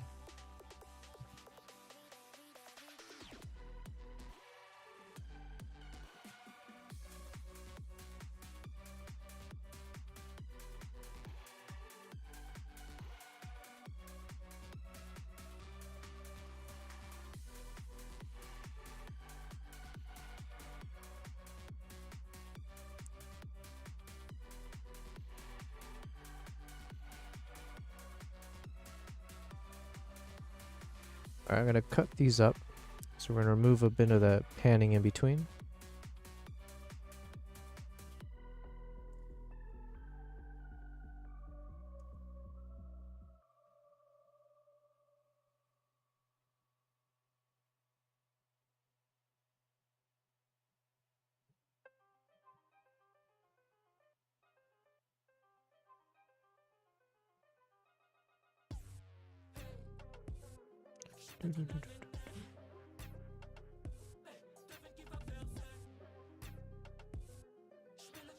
Okay.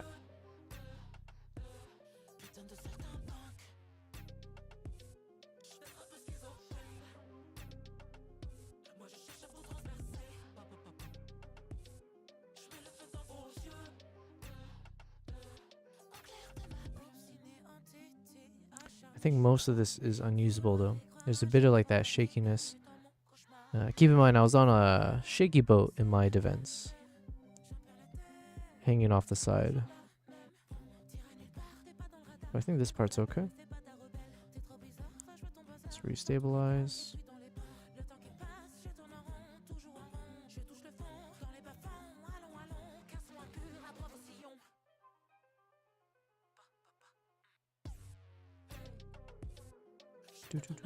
Do.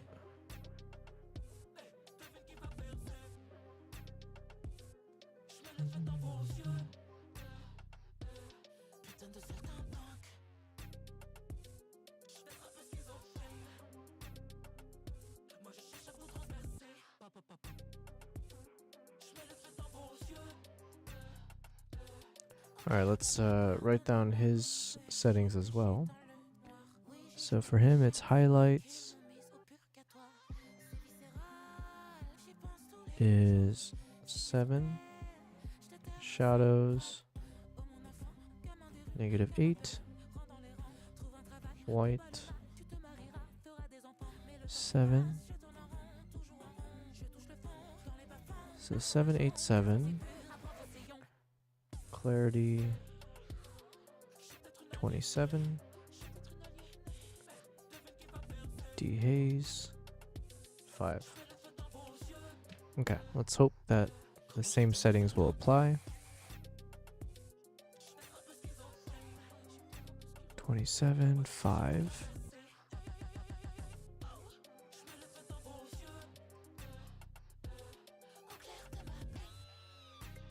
Highlights is 7, shadows -8,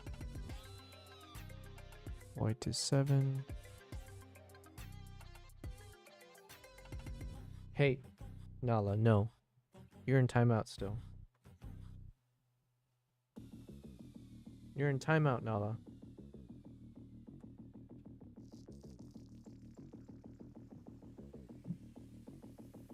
We all saw you, Nala. Camera doesn't lie.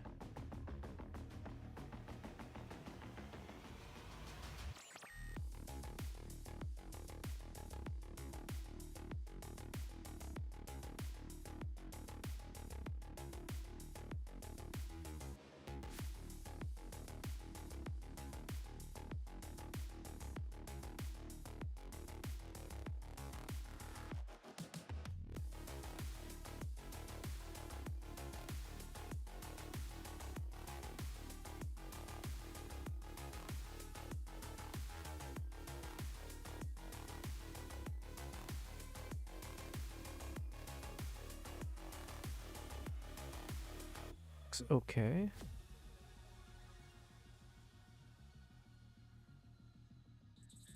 Let's do one for, I think his name was Gabriel. I could be wrong.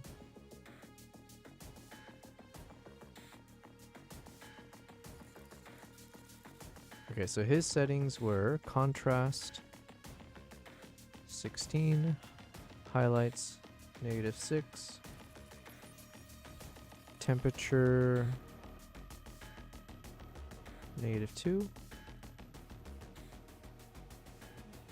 tint 8, clarity 27.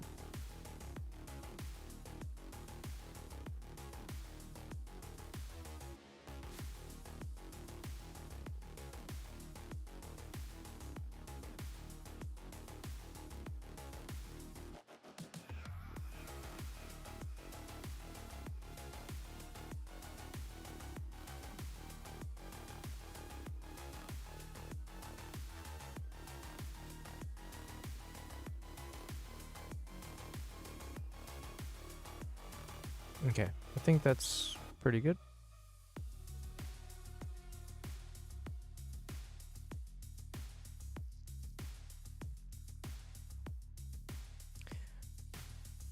The problem, this is the problem. So we'll copy.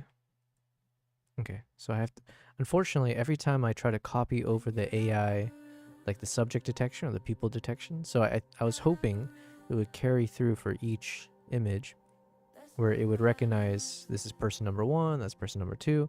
So if I do edits on person number 2, it, you know, translates. Unfortunately, every time I paste the settings to other images, it just applies all of them to the same person. So it looks like he's kind of the default guy. So let me copy that over. Let's grab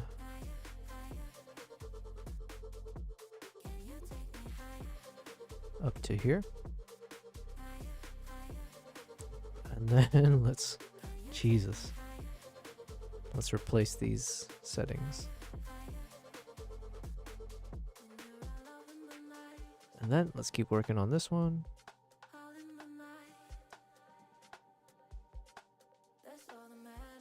Okay, looks okay.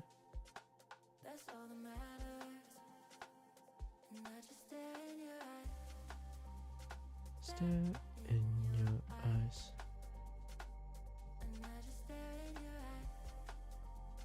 Stare in your eyes. Okay, so this one I need to fix pretty drastically for the positioning. And then maybe a little bit on this one. Just a tiny bit. Yeah. So I'll drop it a little bit early.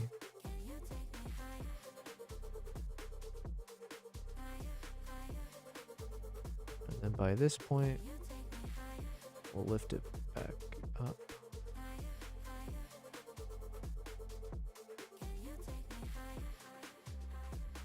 Nico, you said, I have to go. I have an exam. Oh, yikes. I have an exam tomorrow morning. So good night, everyone, and see you tomorrow. Well, best of luck to you on your exam. Hopefully you ace it, whatever it's about. Math, science, history, anime. If it's about anime, I'm sure you'll crush it.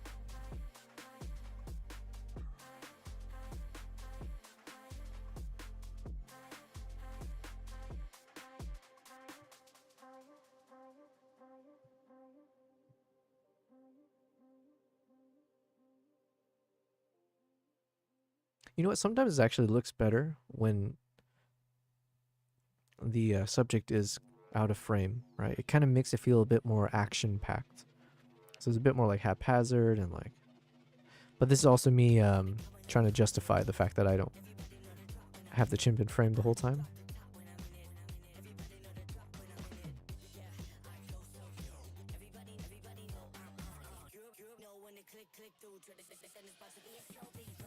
Okay, so we'll cut it there. Because I think I must have seen some action from this guy, but I couldn't get the focus on the chimp in time. So let's end it there.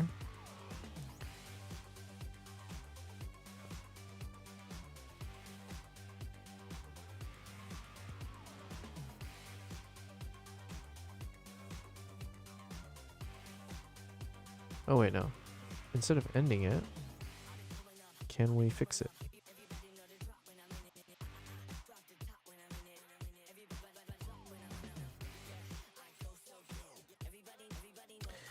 Good luck, says Troy. Yes.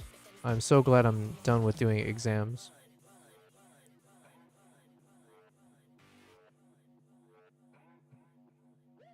Okay, I don't know if I'm going to do a good job on this one.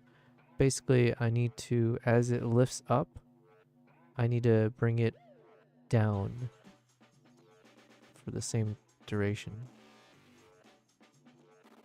But sometimes doing this will cause some weird glitches. Let's see. Yeah, so there's one glitch. There's another glitch. So I think it's probably best to just do what we did initially.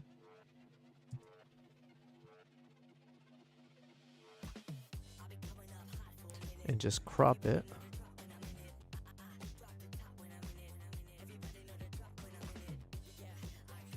Around here. And then we'll start it back up.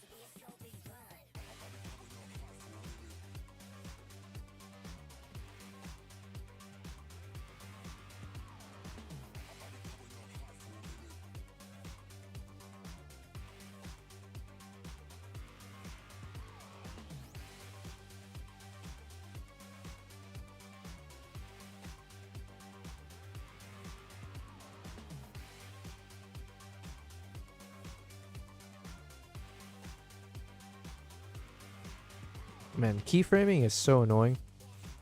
So much work. And I can only imagine AI in the future will be able to do all the proper keyframing as well. And I will be happy when that day comes about. The less time I have to spend doing these things, the more I can create actual content. Although I guess technically, because I'm live streaming, this is the content. So there you go. This is the content you've been waiting for. Okay, let's see.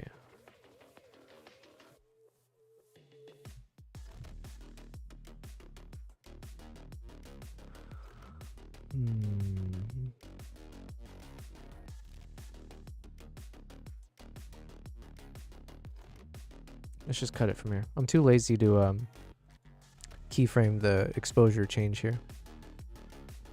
So we'll just start it from there.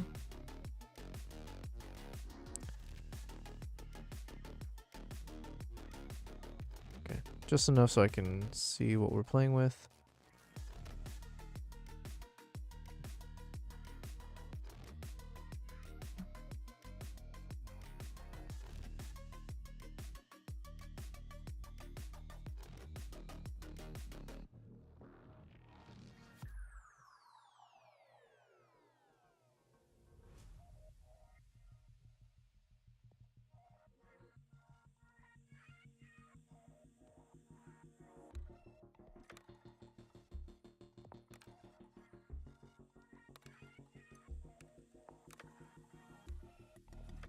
Okay, I feel like he's a little too bright.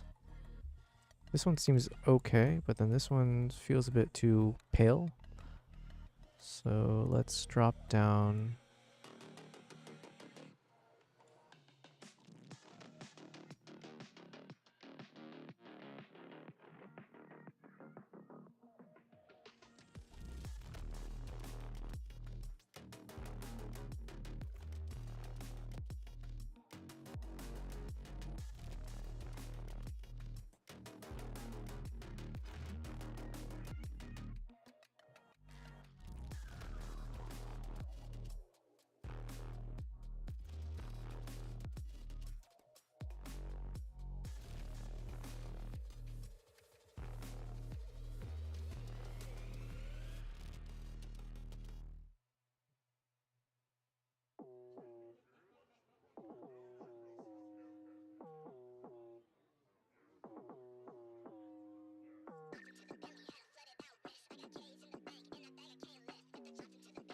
Okay, I think this is better. You can have whatever you like. You can have whatever you like. When the beat goes off, we bang to the. You can have whatever you like. Whatever you like. Ah, multitasking. Alright, I'm gonna check to see if the editor has many updates for me.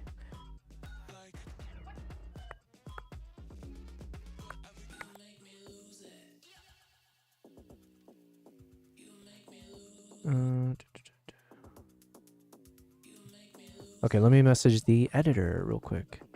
Are you You can have whatever you like. You can have whatever you like. When the beat goes off, we bang to the.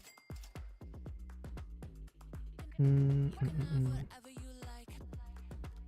Whatever you whatever you like.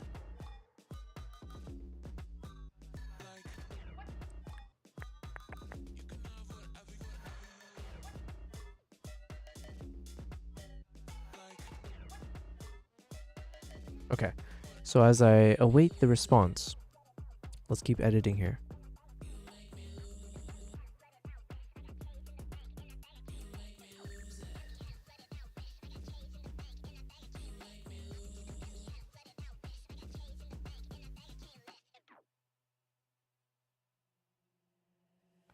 So there's a little bit of a what do you call it?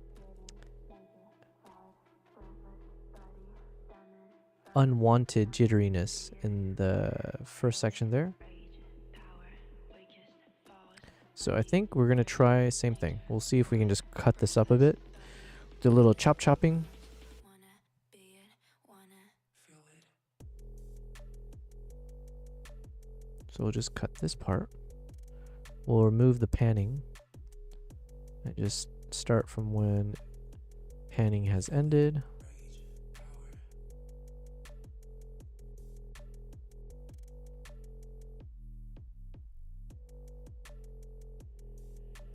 So just this part here. And then we'll start from when it's in focus right here. Then we're going to restabilize and see if it makes it better.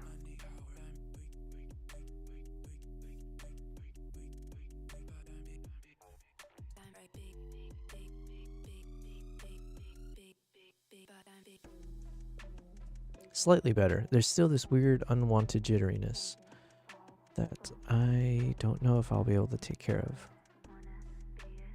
Yeah, it just made it worse. Ah. FX overlay. Is this the thing?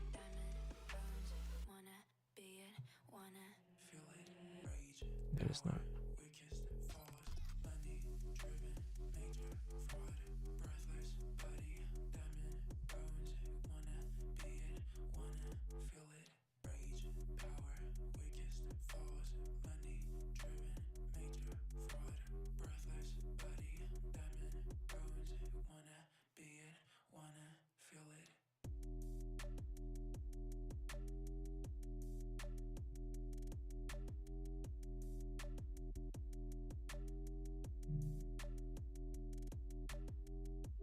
Okay, I'm not a fan of those weird jitteriness, so ideally I don't want to show any of them.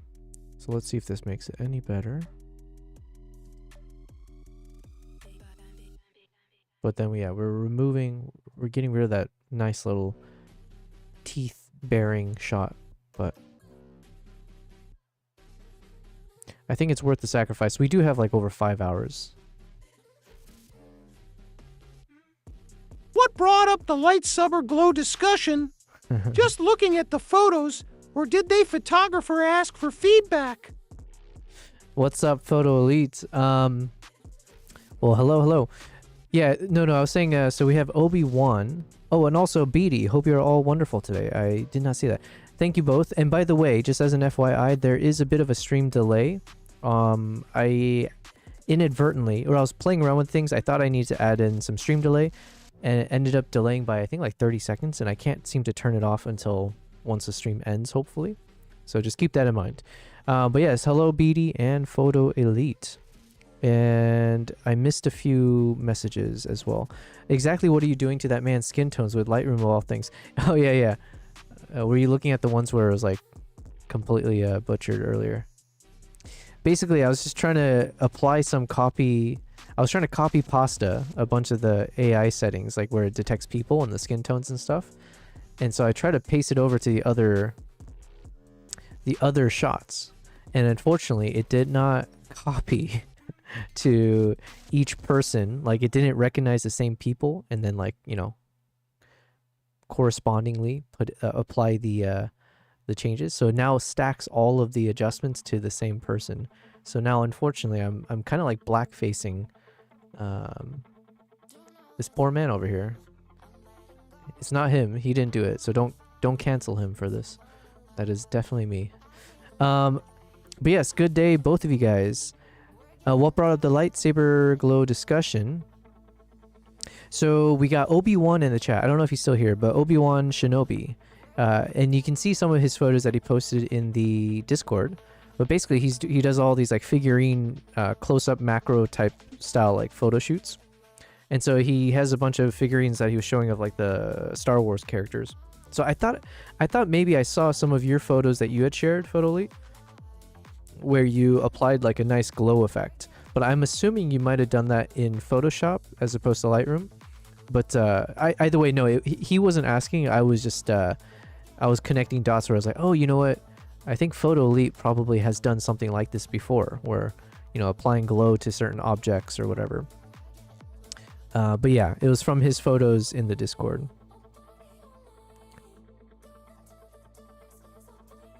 Okay, let's go fix this. No, not these ones. Yeah, so all of it stacked onto him.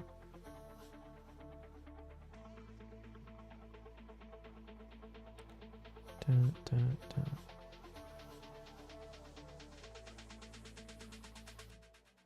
Dun, dun, dun, dun. Okay, so I believe it was supposed to be something like this, but so we're gonna have to redo a bunch of stuff, but dun, dun, dun, dun.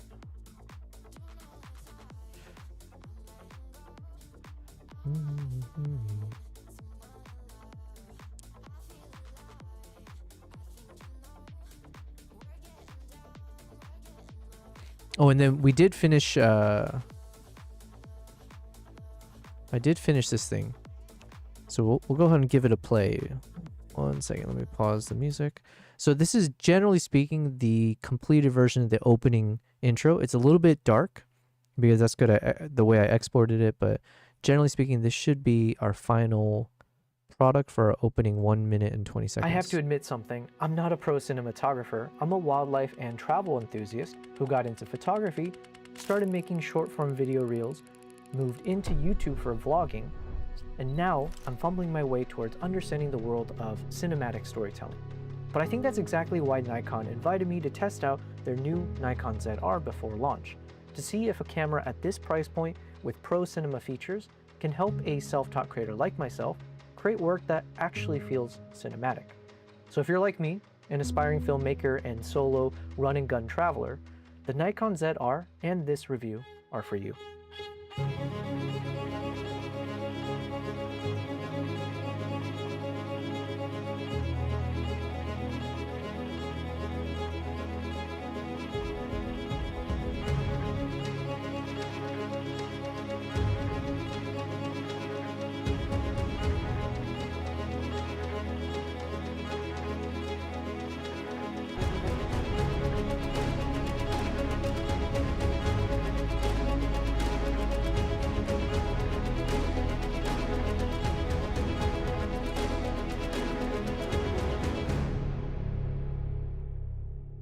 Everything you just watched.